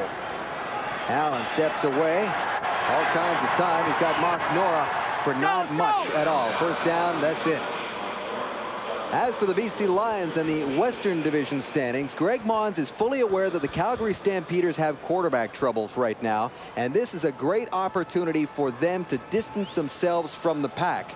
We've already put the loss on the board, put them at 4-2, and Calgary. I got to make one little adjustment there. What was that? Saskatchewan had one. Ah, yes. Yeah, I don't want to. I know they're struggling. Right. They don't need any more shots from us. Yeah. Allen over the middle again.